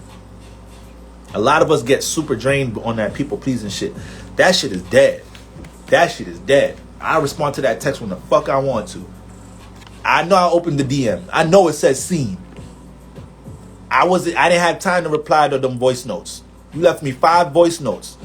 You think I got the time to listen to 5 voice notes right now? When my days settle, I'll come back to that shit. I'll come the fuck back to it. So this is Cancer. That's Cancer season talk right there, family. That's Cancer season talk right there. Y'all got to make sure y'all, if people can't respect that, then now you know. Now you know what's up. One of my fucking brothers, one of my close friends, has a motherfucking clothing brand and just had a pop-up shop. All right, and I was beasting to go to it to support it, but this was last Saturday. I was having such a busy day though, and by the time I got free, I was so tired. So I'm even getting dressed still. And then I'm texting them like, yo, bro, like, I know it's like 10 o'clock. I'm like, yo, bro, the shit I know on the flyer says it ends at 12. Is y'all still good? Is it still going to be? I don't want to pull up and nobody's there. Y'all done whatever. I want to come by something, support you, feel me? Y'all may have seen me rock the brand, the sweatshirts and the hoodies that says optimistic. So you feel me? But, you know, at the end of the night, I was like, he was real busy, so he couldn't respond. And then the next day, I'm waking up to voice notes from him like, yo, bro, it was no problem, bro. You already know it's all love, bro. You got a whole bunch of shit going on. You feel me? It's not the first pop-up, the first and last one it's not the last one I'm going to do. Boom, boom, boom. Do you know how much that tightens a bond with somebody? Do you know how much that tightens the bond with somebody when you're able to be understanding of somebody else's feelings and emotions? So this is what we got to be conscious of right now, because like I said, Mars and Leo, we real expressive of how we feel about shit right now. Okay, so if you can't wake up to that type of text from somebody right now, you already know what type of individual this is in your life, and you may just have to alter that relationship. I ain't gonna say cut the motherfucker out, but you may have to do some altering a little bit. You may have to do some distancing a little bit. You feel me? So that's what we dealing with right now, fam. We can't be doing a bunch of things, draining ourselves. That shit draining. That shit draining when you got a lot the fuck going on, and then you so passionate, inspired about, you know, your self growth, your personal development, and then people trying to drag you into certain things. Like if you were so passionate about your shit personally, then you would understand. If you knew if my bro know what he's doing is gonna do his thing. He know what his shit doing is gonna blossom. He know his shit gonna blossom. So it's all good if that person don't show up. He know ain't shit stopping his train. That's the same way I fucking feel. I don't give a fuck who repost me, reshare me, who don't. I don't care who don't like, who don't. I never put pressure on anybody to give any type of support. This is my mission. This is my personal journey. Do you think everybody supported Jay-Z? Do you think Jay-Z had his first show was 1 million motherfuckers at that shit? He probably barely even had some of the homies he thought was gonna show up to that shit. You feel me? So like y'all gotta learn to be your own support system. Shout out to Jadakiss. Y'all gotta learn how to be your own goddamn fan. I'm my own fucking fan. The fuck is you talking about? I gas my fucking self. I be gassing the fuck out myself. And y'all gotta make sure y'all get into that bag for real. You feel me? Because it's only gonna attract motherfuckers that pour into that same cup. Because you only opened up that portal for people to play that role in your life. So if you see me dealing with this type of energy in my personal life, your spirit is telling yourself like, damn, okay, the only way I could participate in this person's life is if I somehow align with that energy in some type of way. So I'm going to have to pour into what they're doing creatively. I'm going to have to help. I'm going to have to continue to inspire and motivate them because they highly inspired and motivated already. I can't be a dull energy in their life. All right? I can't be so that's what, take that and move with that one, family. You feeling that in the heart chakra, on God. Cancer season, the heart chakra busting. You feeling everything in the heart right now. So, seventh house, you got Mars here. So you're passionate and maybe aggressive with how you deal with connecting others on a one-on-one level. You may be trying to force your personal ideals and passions onto people right now. You got to learn you can't do that. This is the seventh house. It's a balance here. Not everybody's as passionate about what you're passionate about. Not everybody's as inspired or into what you into with the Leo in the seventh house. Okay? So y'all got to make sure them passions, you're able to work and connect with others that you already know that's in that passion. Y'all cannot drain yourselves, Aquarius rising, trying to get that juice out to others and keep other people inspired and motivated, or trying to, because Leo deal with awareness. So Aquarius in the seventh house, the Aquarius risings are as influential as the suns and moons because they have Leo in that seventh house. So when they connect to the external realm, they're already giving a form of awareness. There's already a form of creativity they're giving out to the collective. All right? By default. You feel me? And then you got Scorpio in the 10th house. You got Scorpio in the 10th house, so they're just going to be seen individual as hell with their social status. It take a lot of work for us to get our fucking. It take a lot of work for us to get our career in the light. A lot of times we gotta do a lot of work to get our career in the light. Not if you're working with your house lords, though. Not if you're working with your house lords. But anyways. Mars in the seventh house, yeah, gonna have you real aggressive with how you deal with certain friends right now. Your partner, you may be a little too single-minded right now with your partner. You may be a little too passionate about your relationship perspective right now with your partner. You got to learn to compromise and balance that. It's great to know that you're passionate about this individual. It's great to know you got all this passion to bring to the relationship. Who the fuck want to be in a relationship with no fucking passion and romance? But for the most part, is that it comes with the spectrum of you having to see things from other people's point of view, and that may be very hard right now. That may be very hard with Mars in the seventh house. So we want to lean on the positive spectrum of making sure you're taking your passions and you're connecting them in as much of a harmonious level as much as possible. You want to make sure your personal intent with your passions is creating the relationships that want to support that, because you got Venus in here. So even though Mars hate to be in here, Venus love to be in the seventh house. So expect support from your partner. Expect support from people. Expect to have Mars push out its creative endeavors in the seventh house, and Venus to find somebody to appreciate and support it. And universe to use a person, place, a thing to let you know, keep going. Keep expressing yourself. Keep showing your light. Okay? Very important to understand. Venus is here to hold it down. Venus is here to help you understand quick that person you're trying to take with you doesn't need to come with us, because they don't love and appreciate what you do as much as we do. Venus is here to nip that in the bud quick. Where Mars might force it, Venus is telling Mars, relax. That's not how we do shit in this house, Mars. Okay? The more you value and appreciate your own shit, Mars, that attracts who the relationships we want. So this is how we find ourselves on a harmonious level, harmonious page with our relationships. But the reality is, by the time these planets is out this house, there's going to be people that you thought supported your shit as much as you did, that you're going to realize they didn't. There's going to be people that you thought was on the same train as you, as enlightened, as inspired as you, that they really wasn't. Y'all probably already realizing that shit now. All right? So that's the transformation spectrum and everything we're dealing with, that Mars and Leo and that motherfucking in that seventh house. All right, Mars, Leo, and Venus. Eighth house.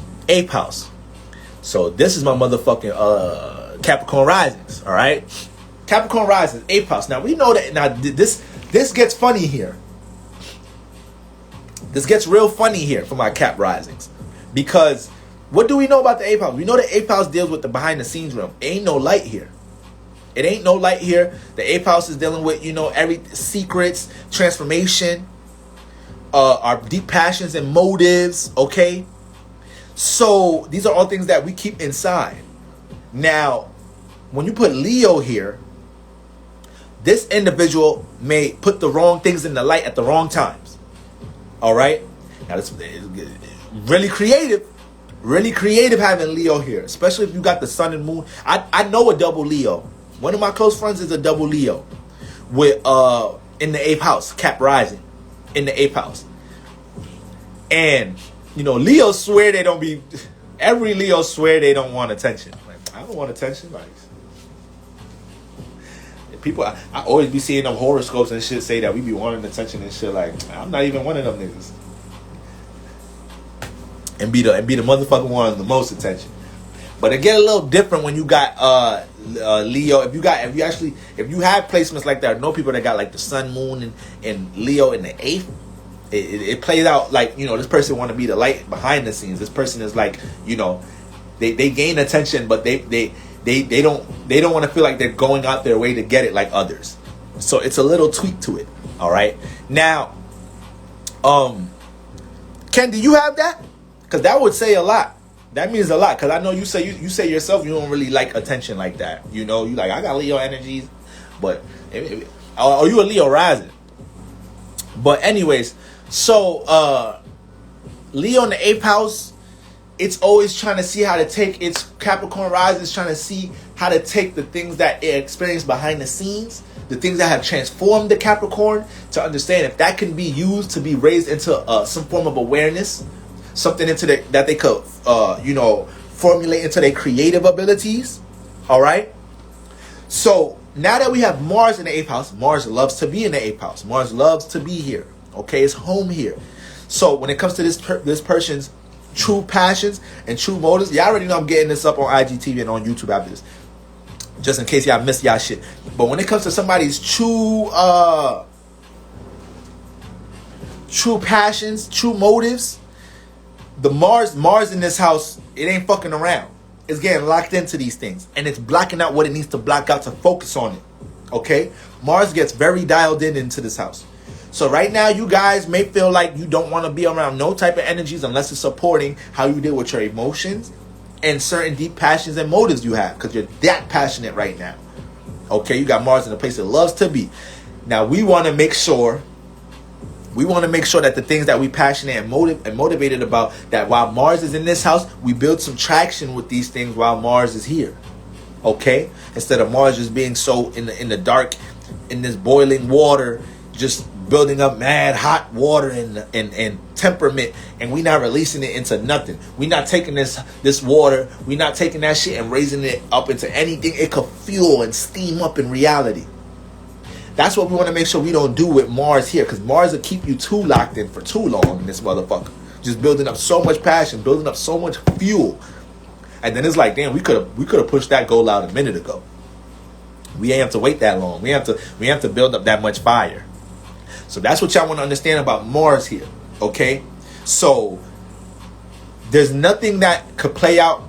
Let me not say nothing, but you guys have such a force rolling with you right now, Capricorn risings, with Mars transiting the 8th house, that you're putting yourself in a space that, as much as you make sure time is invested into that passion and motive, you're going to find all the different ways how to act on that passion, how to raise it up, and how to transform some emotion that you have right now, Capricorn, that you tired of having.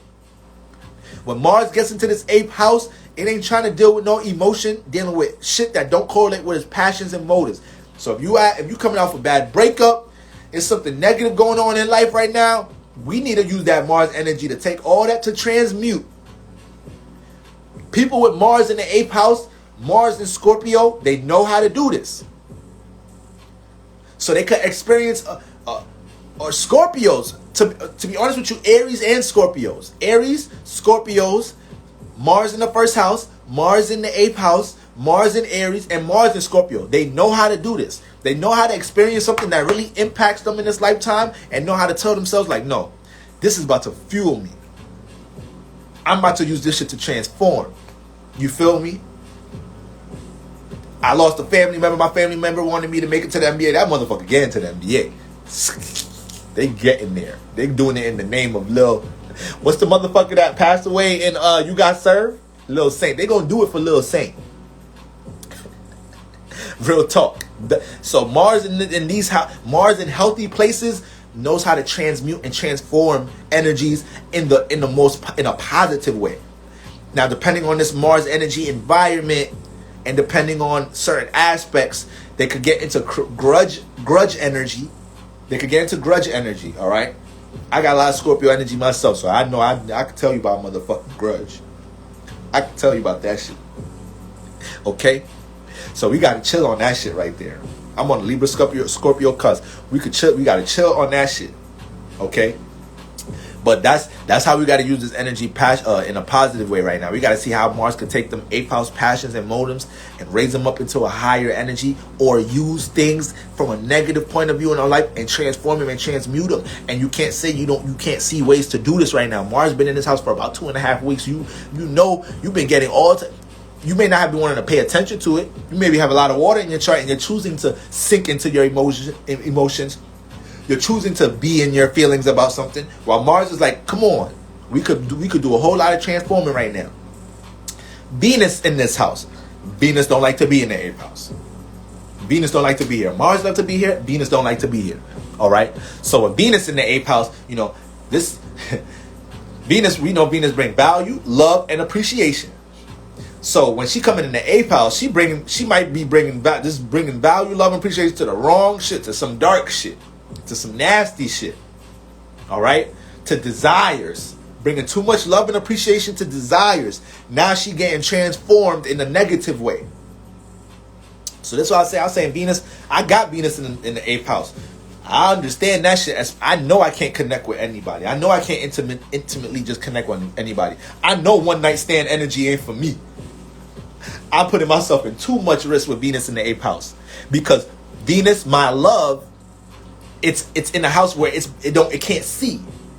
So I could think I'm connecting to something that I just off the feel, the pleasure, and I'm neglecting the whole subconscious aspect to what I'm connecting to. Couple of days later, weeks later, I'm all transformed. How I deal with my love is all transformed. Now I'm more vulnerable with my emotions.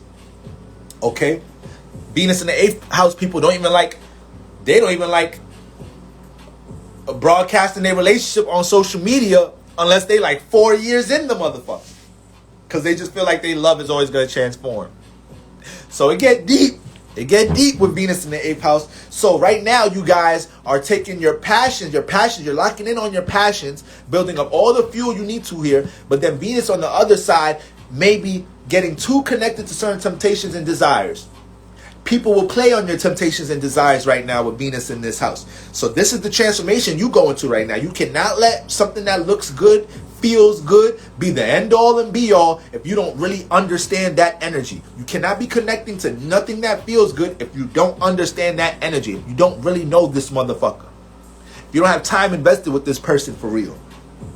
Okay? On the positive side, this is positive and negative to everything, family. On the positive side, Venus is learning to value and appreciate her passions and motives. Okay? She's learning to love that some more.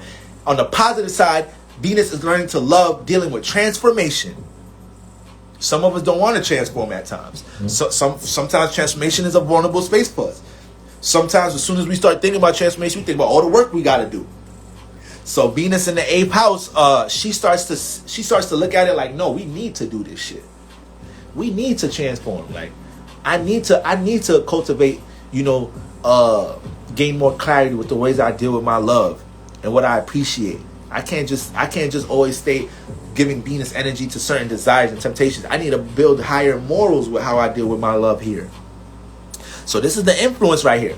Some of y'all probably connecting to somebody right now, got a little situationship or something, maybe a little friend with a benefit. You might be done with that situation during this transit. Like, all right, I'm done with this situation just being lusty and not having nothing else with it. Like, I want some more substance.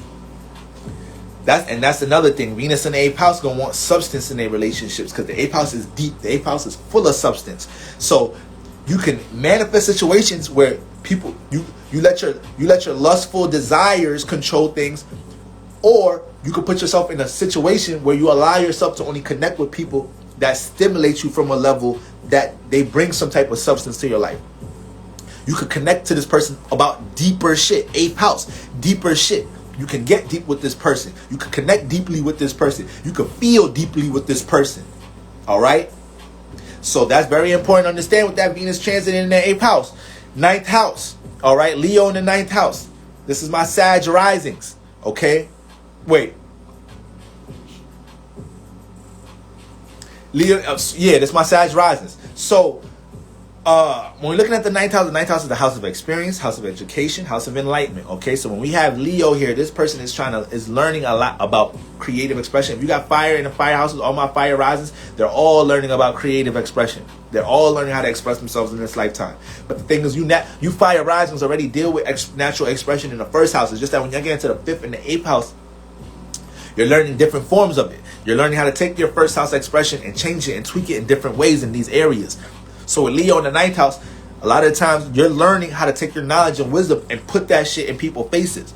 You're learning how to take your knowledge and wisdom and make sure that shit is that awareness is spread. Okay? You're learning a whole lot about your creative expression in this house. So you may be real studious when it comes to your creative expression with Leo in the ninth house. You may love to learn about how other people dealt with their creative endeavors that you're interested in. So with Mars in the ninth house, you guys are passionate about learning new things, experiencing right now. You probably want to get out your surroundings right now. Probably want to take a trip right now, setting new intentions to do new things at the moment. And the moment y'all feel restrictions, this is where y'all can lash out. The moment y'all feel people throwing too much reality on y'all, too much organization, too much timely shit at y'all right now, this can make you very uncomfortable with Mars transit in your ninth house, because you're not trying to hear all that right now. You passionate about what the fuck you trying to go out and expand and touch. New land, foreign culture. You want to get more, you want to take more steps on your spiritual path. So if that takes you having to experience a trip or moving out your familiar surroundings, Mars is all up trying to figure out, how do we do that right now? I don't give a fuck if I just go somewhere for a weekend. I don't care if I spend a weekend in the next state. I need to do something with this Mars during transit. I need to experience something new with Mars in this motherfucker. And when Mars get into fire houses, this is also a real expressive time. So you also gonna be, you could deal with some impulsive expression right now. All right. Specifically for you guys, when it comes to knowledge and wisdom. So you could get into debates right now with what you feel like you know. People trying to play what you know, and right now Mars could get debating right here. So you gotta learn to let people. If you know what the fuck you know, and somebody you gotta let people have that right now, because you can't be getting too worked up in Cancer season. You gotta let people have that right now, and at the same time, if what's the name, if as much as you gotta let people have that, if you know something, at the same time you can't let people play you though. So there's a thin line here. You can't have people play you like you stupid right here. I told y'all, wherever Mars is at, it get competitive. So there's a thin line between saying like, all right, bro, whatever, you got it, bro. You feel me? Little debate with your one of your close homies and shit. Niggas always debating stupid shit. What NBA player better? What rapper better? Stupid shit. But then when it comes to some shit that you really know, you passionate about too, and niggas trying to act like you don't know shit about what you know, and then you got to make sure your spirit stand up for itself. Be like, that nigga's not about to play what I know. I'm not gonna debate with y'all, but just understand I know what the fuck I'm talking about. So have some respect. Like y'all might have to hit motherfuckers with one of those. Venus in this house. Venus is valuing and bringing love and appreciation to wanting to experience things. So as much as Mars is passionate and determined to learn and experience new things, Venus is in a space where she's finding every thrill in every new experience. Anything that's new is a super thrill to her. It's sweeping her off her feet. A new individual, learn something new in astrology, spirituality. She's super geeked here. So Venus need to learn how to place some restriction on some of the things she want to experience. Because right now Venus might try anything in the ninth house. All right, Capricorn rises. Sag rising, excuse me. Sag rises, y'all might try anything right now. And your personal energy is already a little reckless like that. You don't see limits and restrictions in your personal life. You feel like you can experience anything in your personal life. You already manifest a bunch of episodes and a bunch of experiences here, period. People always bringing you here, bringing you there, pulling you here, pulling you there. People don't be believing the shit you be experiencing.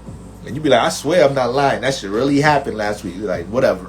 That's y'all life. Y'all life is a movie. So that Venus in the ninth house, y'all got to make sure everything that come off as glitter and gold. Y'all take a little bit of time filling it out a little bit. Keyword Venus, filling it out. All right, but definitely a huge inspiration to want to get out and experience you. And y'all Yeah, once again, y'all getting more hands-on with how y'all deal with yeah, Venus is a chicken head. You right. You right. She could be Venus could she be switching her shit up. One day she's Miss USA. One day she's Miss USA all elegant and shit. Next day she's Kaya, my neck, my back. Next day she be switching shit up. Go from elegant Miss USA to chicken head real quick. All right, so you got to be careful. Don't let Venus go too crazy in this ninth house. Don't let anybody just try to gas you up to have you align with a certain goal, a certain business project, a certain event, just because they try to paint that shit, make that shit look so good. You got to find out what exactly you getting into and what exactly you doing. You feel me? So that's what we dealing with Mars and Venus in this house. 10th house. This is my motherfucking Scorpio risings. All right, Scorpio risings. So, excuse me, not my Scorpio risings. This is my this is my Scorpio risings. Leo in the 10th house. Facts. So this is why Scorpio risings is some of the best dressers. That's why Scorpio rising is some of the best dressers right here. You know, they got that Leo in the 10th house. The way they project their fits, they be chilling too. They be chilling, like they really don't be doing too much. They shop a little bit here and there. I'm gonna cop these 2 pair of jeans this month. Cop these 2 pair of designer shoes this probably next week. Don't really be having nowhere to go. They know they don't even like being out that much. But they stacking they shit up for when they do gotta pop out, because when they don't deal with that outside energy like that. So when they do come outside, they feel like they gotta come correct. Leo in the 10th house. You feel me? It's like, all right, I'm gonna just keep loading up on these kicks, these jeans, these sales. Online shopping like a motherfucker. As soon as their friend's birthday party, you start thinking this motherfucker a Leo. Got the loudest, flyest outfit in the party. You like, damn. You barely come outside, but when you do, you be whipped. Hair whipped.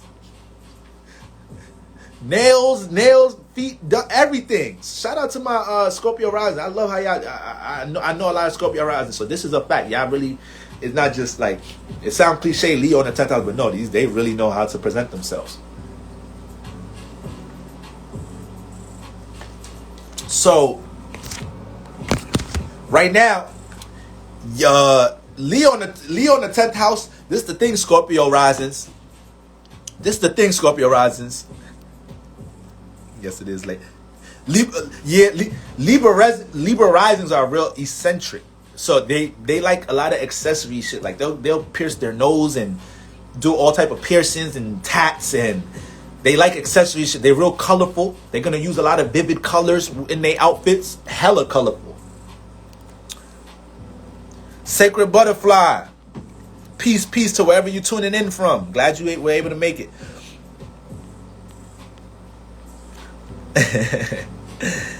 Gucci or a Scorpio rising shit. Scorpio rising to shop out of Goodwill too. We'll flex that motherfucker though.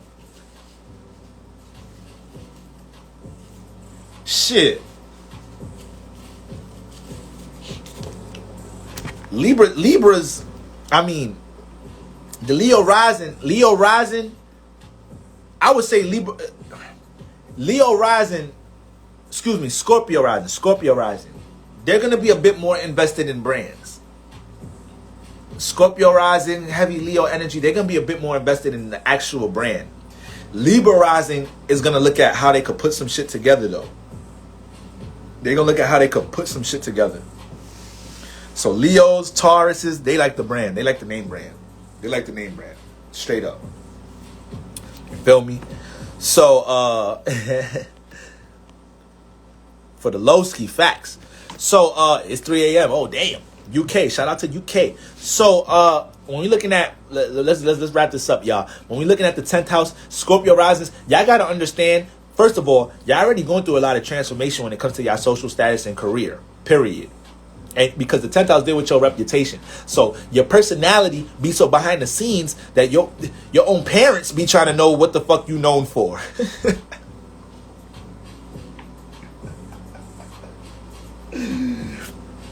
Your own parents be asking your friends like, yeah, he said he want to do music. Is that true? That's what he want to do? Is that really what he want to do? She said she was gonna start this business. I was just Scorpio risings is the Scorpio moon and risings is more secretive and behind the scenes than the suns. Don't y'all notice that? The Scorpio risings and the moon are way more Scorpio-ish than the sun. Why? Because what I tell y'all about the sun, what does the sun do? It brings light. It brings awareness. So Scorpio suns have problems trying to hide things. Scorpio suns can't hide things as good as the risings and the moons. Scorpio suns hate that shit though. They hate that. They hate that they can't have these boundaries. They hate that certain things they want to keep behind the scenes is always find a way to get into the fucking light. So it's very vulnerable just being a Scorpio. To make you not even want to fucking talk.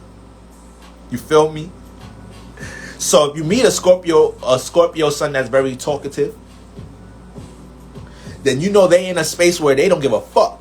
You know they in a space that they probably dealing with some other energies. They don't give a damn. Like I don't care what y'all think about me anymore. I went through all the transformations at a young age. I done got exposed for this, or people done found out I was into that. Or I don't even give a fuck no more. I don't give no fucks. But the Scorpio rising and moon, nah, that's a different story. They know how to keep some shit under wraps. You be dating this motherfucker for 2 years, don't know they in a whole drug family. Like, damn, how do they could keep Scorpio moon, Scorpio rising know how to keep that second cell phone away from you. They know how to keep that cell phone away from that second cell. You won't know about that second cell phone. Second cell phone won't even be nothing too bad. It'll probably just a business phone. It's probably it's just Scorpio. The thing about Scorpio moon and Scorpio rising, they could be secretive about shit they don't gotta be secretive about. They just feel like they need that. They need their own space to some shit. It's like not everything for everybody. I know I ain't have to hide that, but that's my shit. And that's what they gonna tell y'all. Like, so this is my shit. Now, I don't gotta tell you everything. You don't gotta know fucking everything. You feel me? So, Scorpio rising. This is what y'all gotta understand with Leo in that 10th house. And y'all, for y'all that already been watching me, y'all know what I'm about to say. Leo in the 10th house, y'all, with all that creativity and all that shit with Mars in the first house, all that water, all that creative shit you got going on in the first house that don't none of us know nothing about. That's why you got Leo in the 10th house, to learn how to project some of that shit, to learn how to express some of that shit, to learn how to be seen for some of that shit in career. So until my Scorpio risers make a decision and say, this is what I'm about to be seen for, this is what people about to know me for, you're going to stay in that personal darkness. And the thing about it, y'all can stay content like that. You could want to stay content being personally to yourself. But Leo in the 10th house is going to keep manifesting a person, place, thing, circumstance, situation to say, yo, all right, put the music out. Start your fashion Instagram. Post your outfits some more. Then drop your fucking name brand. Like, you're going to keep manifesting situations with Leo in the 10th house, with life pushing you to put something in the light in that 10th house. So it may feel annoying in this lifetime, because even when y'all trying to learn how to put shit together, people always trying to see what the fuck is going on with you. You like, God damn it, can I fucking work on something at least? Can I cultivate it? Can I cultivate this shit in my personal life first? Y'all niggas want to know what I'm up to every fucking week. Got Leo in the 10th house. What? We want to know. Like, you got light up there. Like, we want to see what the fuck all that light is up there. The 10th house is the highest point in the chart. So this is why it deals with social status. The highest point, the mid-heaven. Okay? So y'all got to understand, y'all got you develop a natural reputation here. So Mars is in this house. Now Mars love this motherfucker. Mars love this house. I got Mars in this house. So this is why I can't nobody tell me nothing about career. I know I'm going to get where I'm going to get. Anything I embark on in career, I go with it 110 motherfucking %. All right? That's the psyche Mars is bringing to this 10th house right now for Scorpio rising. And this is your ruler. This is your chart ruler. So you guys been feeling heavy career influence these past couple of weeks. Heavy career influence these past couple of weeks. And it's starting to feel like this past couple of weeks, like, you, all right, it's time to get some shit out in the dark in my personal life. It's time to raise that shit up to the 10th house a little bit. It's time for me to experiment to see if this shit worth making some goddamn money off of. It's time to see if I can actually use some of my reputation, what people already see me for, if I can actually build upon that shit some more. And Mars got y'all locked in and motivated right now. So y'all not really questioning it. Y'all more so just on some, let's see what the results gonna do. That's the type of energy y'all in right now. And y'all need to stay stubborn about your career. Usually right now, I would be telling motherfuckers where Mars is at to like patience and make sure you're open. Nah. No, not child Scorpio risers. You need to run with this energy right now. You need to run with Mars in your 10th house. Because your part of your life path is learning how to build that 10th house up as a Scorpio rising. Now, I mean, for all of us, we all have missions in that 10th house. Like I said, 1st, 4th, 7th, 10th. That's all the most important house. So we all got something to build in that 10th house. But y'all know part of what y'all got to build. Y'all know what y'all got to build is dealing with putting it into the light. So now that Mars is in the 10th, y'all seeing all different new alternatives, ways to work on something, ways to put things into the light. And then y'all got Venus in here. So Venus is bringing value and appreciation to it. Y'all fucking around, get promoted right now. Y'all fucking around, start doing something and you wasn't even thinking people was gonna be ready to pay out for it. And now people hitting you like, yo, what's up? You charge people to do that? Yo, I seen you post your fucking your fit, like, you know how to cut jeans up? Like, you can cut my jeans up, bro, I'll pay you. Now you start developing new ideas, like, oh shit. Okay, maybe I could attach that to career right there. People already saw me for getting fly and shit and dressing up and shit. Now motherfuckers paying me. Yo, family, y'all gotta, when shit like that happen, man, y'all gotta be able to pick up on that shit. Y'all gotta be able to pick up on that shit. When people just want to randomly pay you for something, you're like, no, I'm okay, I'll do it for free. No, it's okay, I got you, bro. I got you, sis. Oh no, I do it all the time, I do it for free. What you think universe trying to do? What you think universe trying to do when multiple people asking you for some shit, requesting a service from you, trying to pay you for some shit? What you think universe trying to do? Y'all gotta be able to pick up on that, family. Y'all have to be able to pick up on it. That's why when I'm doing my career readings with people, this is why, you know, when I'm doing them, it don't take long for shit start getting off the ground. Cause universe been trying to use people, places, and things to fucking put money in your hand for this shit. You already been catching strong influences to do this shit for career for a reason. Okay? A lot of the things y'all doing right now, career-wise, you doing it because you had a strong-ass influence to chase this shit. Where you think that came from? It came from a lot of circumstances, the universe trying to use a person, place, or thing, working with them earth house lords and everything, working with certain gifts and opportunities you brought into this realm. So yeah, they thought if a motherfucker said, I'll pay you for it, that something would click, a light bulb will go off. I'm a Capricorn moon rising, so I'm an earth moon. So as soon as somebody said they could pay me for something, I'm like, oh yeah, it's time to make this a LLC. It's time to make this shit a business. If I could sell it to one person, I could sell it to 1 million motherfuckers.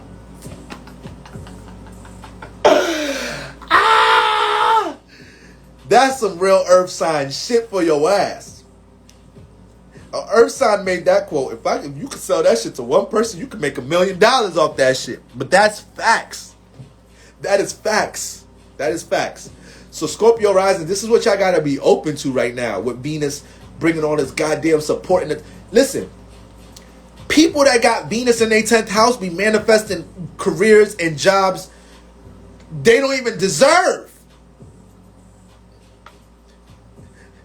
Y'all be having job opportunities fall on y'all lap at times. Especially if you got other earth placements. Or especially if you got planets in other earth houses trining that motherfucking Venus in the 10th. Venus in earth signs. Y'all Venus and earth signs be manifesting in this realm on some undeserving shit. I gotta call that shit out.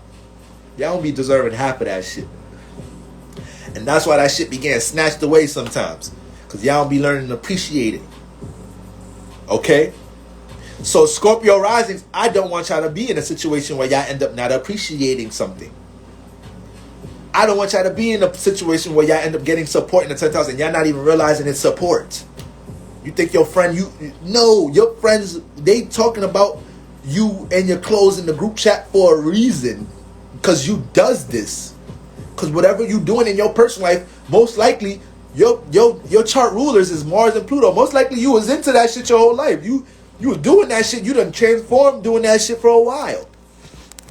It started off as arts and crafts as you was little. Then you started drawing and shit. Then you started drawing on your t-shirts. Then you started making clothes. And now we know you for that. So now that you 20-something years old, motherfuckers want to pay you to cut their jeans up, spray paint their t-shirts and shit. And you talking about, I'm doing it for free. Now it's good. What shit? You better put a price on that motherfucker. Y'all be playing around. That's why y'all need Earth, Moon friends like me. That's why y'all need Earth, Moon, Earth rising friends like me. You know how many, I'm not even trying to brag, but do you know how many of my friends, my bros, my homegirls, I done had to tell, like, you's bugging. You's bugging right now. I don't want to hear no complaints from you about making money, about security, stability, because you know you good at this right now, and you're not trying to find no way to build off this. So if you're not even going to use what you have and continue to look outside like you're looking for some other shit, then I can't help you. Because you're going to struggle dealing with that other shit you think going to help when you're not even using what's for you. You're going to struggle even more with that. Not even using what you have. So my Scorpio rising, that's what y'all need to realize right now, man. And if we make sure passion is directed in the right areas for career right now, that's staying locked into what you're trying to build in this 10th house, and you're learning to support yourself in this house, Venus here, on top of receiving the support here, learning to appreciate what you could do for yourself career-wise. So much beautiful, so much growth and transformation to come within this summertime, y'all. So much growth. So much growth. All right, guys. Leo in the 11th house, Libra risings.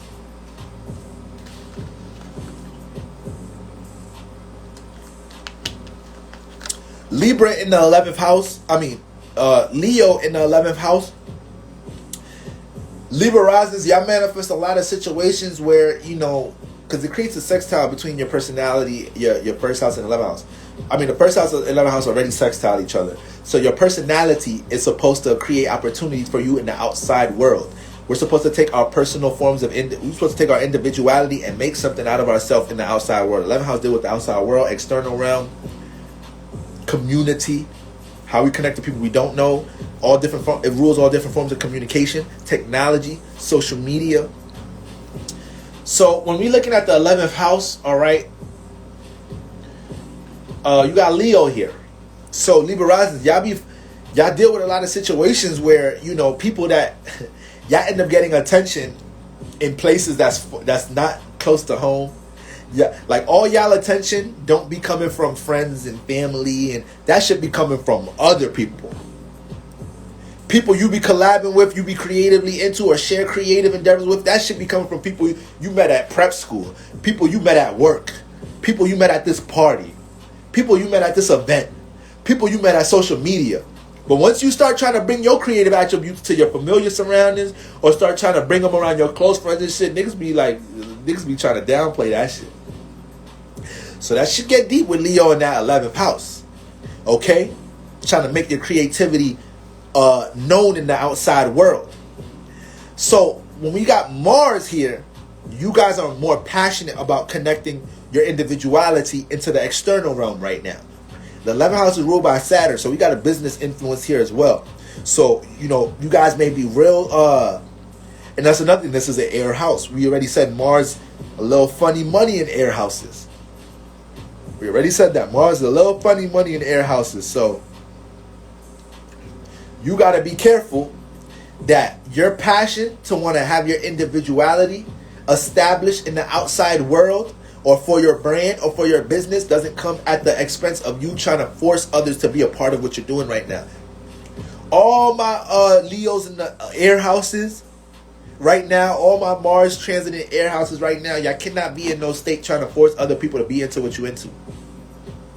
You're gonna manifest fruitful relationships these next couple of months by making sure you dive into your shit, your passion personally, and attracting from there. That's a huge theme for all my Mars in the air houses right now. All right, all my Mars that got natal, or everybody that got Mars in the air house or in the air sign, y'all feel that. There's many times that y'all been real aggressive or passionate trying to put a friend onto something, put somebody onto something, and then it's something that can help change their life, transform their life, and then you going dumb hard though for them. You going dumb hard for them, you feel me? And that should not be reciprocated. And then they got you feeling like, oh damn, nobody fuck with my shit though. I don't want that. I hate that y'all have to deal with that feeling sometimes, but y'all don't have to feel like that when y'all allow yourself to be more individual with y'all passions and let Mars and air attract individuals and relationships that revolve around your passions. That's how you got to work that shit. So Mars in that 11th house, you feel me? Mars in that 11th house. Right now, y'all passionate about community, collabing, networking, associating yourself with the external realm. But this shit got to come with you already having what you're associating and networking already individually established. You cannot be in a state right now trying to get other people to get on the same boat as you and whatnot. You already got to have your shit polished. Like my music, you feel me? The music already, you could already go to motherfucking iTunes and shit. Look at my shit. That now I'm networking it. I'm not telling people like, yo, I got a song coming out. Like, yo, you got to make sure you follow my IG. No, it's already recorded and you could go stream it right now. Y'all got to be in that energy right now, you know? And you're going to see how opportunities to network your passions are going to arise in this 11th house. You just having Mars in the 11th house, you could deal with some competition right now in the work field. Make sure you're not taking on competition that don't mean shit. Mars could bring haters here and there. All right. So don't let nobody take you out your individual bag with what you want, what you want to connect to the collective or whatnot, because you got Venus here. Okay, and Venus is still gonna bring support to what it is that you're trying to network, associate, to how you communicate. Okay. This house deals with the unknown and unfamiliar, so there could be a lot of new environments and new faces and places you could bump into these next couple of months based on how much you're willing, okay, to take your individual passions and express them from an individual point of view, though. Not to force them on nobody. I already said Libra rising, y'all get a lot of attention from shit outside y'all scenario, so y'all need to be on social media. Y'all need to be on social media. Y'all need to be using this shit. This is the age of Aquarius. Everybody need to find a way to use this shit if you building something. Okay? You know?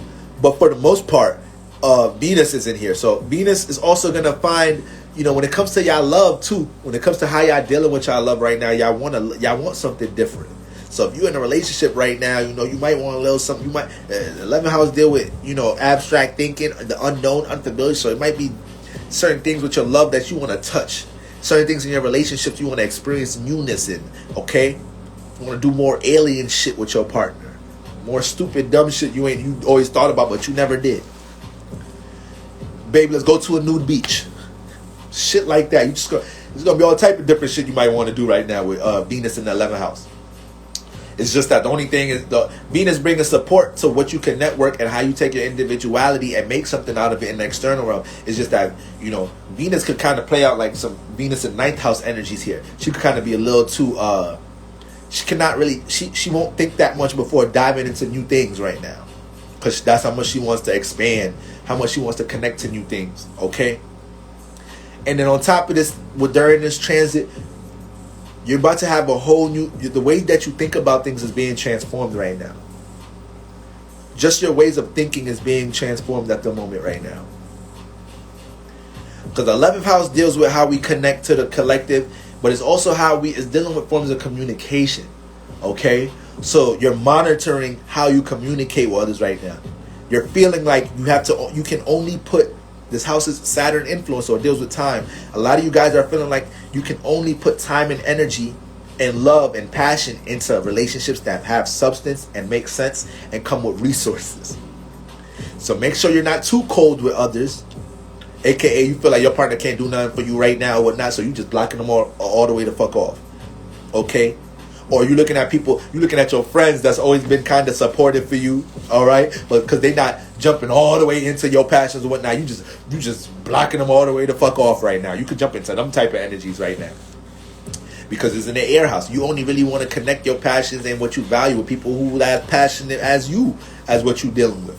Okay? But huge emphasis on taking, taking the initiative to work on something individually and then create relationships from that. Huge initiative on making sure you do. Venus in this house is also making sure you do value the relationships that have some resources. Venus in this house is going to influence you to make sure you do understand what relationships you need to be working. It could sound however it want to sound. When Venus is in the air house, especially, well, let's just stick to the 11th house because it play out differently. But if Venus in the 11th house, you're gonna have to know, like, okay, this person got this platform, and we're gonna have to collab. This gonna help. Okay. Thank you, universe, for dropping this opportunity into my lap. Like, you gotta learn how to work your relationships sometimes, guys. This coming from an air sign. If you got air in your chart, you already know this shit. Sometimes too much earth be knowing how to network, but sometimes they be a little too in their own bag, feeling like they could build everything on their own a little bit. Capricorn probably know how to deal with. Capricorn probably the earth sign that know how to deal with networking the most. Virgo gonna critique the person that they collabing with and overthink it a little bit too much before they dive into it. And then Taurus is just a little too steady, so they're gonna have to size up the person a little bit before they do business with them. A Capricorn just gonna look at it with no emotions involved, no nothing. Not saying Taurus and Virgo dealing with emotions in that aspect, but the Capricorn gonna look at that shit like, what does this person bring to the table? That's it. Okay, boom, boom. It makes sense. Let's go. I'm gonna use your ass. You using me too, so shit. You using me too. I'll bring something to the table. All right. But that's what y'all dealing with right now for the most part, my Libra risings. Y'all have to continue to find ways to get your expression, your passions connected to the external realm. You have to understand y'all can't rely on people y'all already know. Y'all can't rely on people that's close to home already. Y'all can't rely on y'all friends. They can only do so much for y'all. Y'all need to make y'all presence felt in the outside realm. And as soon as that shit start happening, as soon as y'all start getting more followers or more sales, now all your friends and family coming around. I always knew this Libra rising had it in them. I always knew this Libra. That's how it be for y'all Libra risings, man. Everything is opposite. We already live in a realm that's opposite as hell. It's backwards as hell in this motherfucker. It's backwards as hell. We have sex before we love the motherfucker. We do all type of shit backwards in this motherfucker. So, Libra risings, they whole life feel backwards. They whole life is backwards. But that's why y'all probably learn quicker than anybody else in this realm. You feel me? It'd be y'all first karmic return. Y'all be 30 years old. Y'all first Saturn return. Y'all got wisdom of a nigga that experienced three Saturn returns. You 30 years old with 90-year-old wisdom. Because you going through that much, placing puzzle pieces in your life, in the personal life, in the home life, in career life. But once y'all start getting the grasp with shit just it be looking like shit be overnight for a lot of Libra risings. Alright? So that's what y'all dealing with. That's why I want y'all to make sure y'all leave this live with understanding. And now my 12 houses, alright, Leo in the 12 houses. Okay. This is my motherfucking my Virgo risings. Okay. Possibly my Leo risings. And when we look at the 12th house is the subconscious house, the dream realm. Okay. Spiritually inclined house. Dealing with experiences, our wisdom. But overall, the dream realm, our fantasies, all right, creative attributes, creative endeavors. So when we looking at this house, okay, guys, when we looking at this house, you got Leo here. So you got the houses you have fire, and fire is going to influence to express this house. Fire is going to influence to push this house out. So y'all already got all type of creative shit going on in this house, but that's the thing. My Virgo rising, sometimes the way y'all want to organize things in your personal life starts playing out as a detriment to some things that want to get pushed out in this 12th house. People don't be knowing how talented and creative my Virgo risings is sometimes. All right? For that very reason. So when we got Leo in this house, the 12th house is a creative house. You got Leo in here, so there's all type of shit in your imagination. Virgo risings could sing, rap, cook, fucking create, make clothes, all type of shit they could do. Virgo risings be in a career but have 10 different creative abilities. They be taking y'all co-workers and friends and be like, why you work here? Why do you work here with your creative ass? All right. So it's not, and then on top of that, sometimes people don't even be getting close to that because the Leo's in the 12th house, so it's all in the subconscious. So a lot of the times, it ain't until you connect with somebody deeply they start seeing your poetry. It ain't until you start connecting with somebody deeply you start being like, all right, they could listen to my music, and then they be looking at you sideways like, yo, this Virgo rising is bugged. If I could rap like this, my family would be out of here. I would not be living in the hood. I'll be dropping a track every week if I was you. So you got Mars transiting here. So Mars, everything I just said, Mars is like, to hell with all that Virgo rising shit in the first house. We getting active with our dreams and our imagination these next couple of months. Y'all already been feeling like that the past couple of weeks. Y'all already been feeling inspired and motivated to push something out that subconscious. Okay? The thing about Mars in this 12th house, you run into an illusion quick because Mars is direct and it's passionate. Okay? And it doesn't like restriction. There ain't no restrictions in this house. This is the dream realm. This is the imagination. There ain't no limits on that. So Mars get in this house, start thinking it could do anything.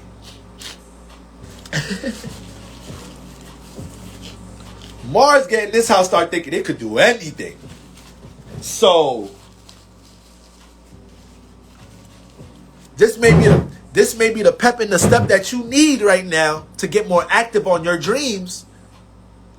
A lot of y'all been writing more music, making more clothes, whatever you creatively, artistically into. You done been putting more time into that shit with Mars in this house past couple of weeks. Or you just been building up mad fuel subconsciously. Low-key getting mad at yourself. Getting frustrated because you're not dealing with your creative attributes. Fake getting stressed out a little bit right now because you just clocking into work or you doing this every day, but you like, damn. I'm a Virgo rising. I know routine is my shit, but goddamn, I do kind of want to get my creativity somewhere into reality. I do got a couple of fantasies and dreams I do want to play out and live a little bit. So, Mars in that 12th house, it's all about getting active with your imagination. But we want to make sure you move with some tact. That, you already have that. You already have that in the first house. But like I said, that Virgo in that first house, that Mercury could be the thing that makes you overthink how you deal with that shit. Okay? So you got to kind of let your creativity, imagination flow right now without being so on top of it, so detailed on top of that shit. All right? Being too organized with your dreams and imagination. You kind of got to let it flow a little bit right now. Venus is in this house. Now, Venus loves to be here. Mars is neutral here. It's passionate about his imagination, or what it jumps into, what it creatively jumps into. But Venus loves this house. So not only is Mars like, yo, we about to get more action oriented here. Venus, she feels like, this is the area she needs to be appreciating. She's starting to understand how she hasn't been appreciating. Venus got a lot of y'all feeling like, I haven't been appreciating and supporting my dreams and my imagination as much. And I need to learn how to dive into that shit. So Venus is just swimming here.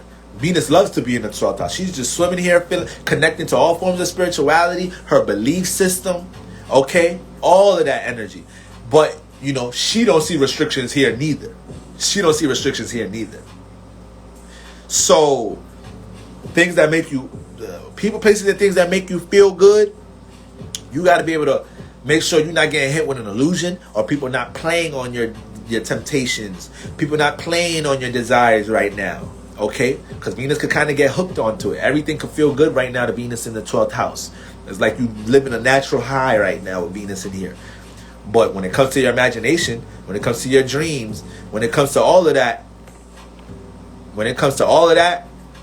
that you ain't seeing no limits here. Okay, so that lets y'all know y'all gotta move with caution. But this could develop a lot of illusions here. You got so much energy being fueled towards your creativity, towards your creative endeavors, towards your aspirations, to the point I want y'all to be fearless. I want y'all to not overthink any of these things, but it does come with a bit of caution. It does come with a bit of tact and strategy, making sure you're doing things a bit realistically here. Your emotions can be all up in the dream realm right now, all super projecting things in your subconscious before even analyzing a situation for real, okay? So we need to find a balance between Virgo and that first house and what's going on subconsciously at the moment. All right?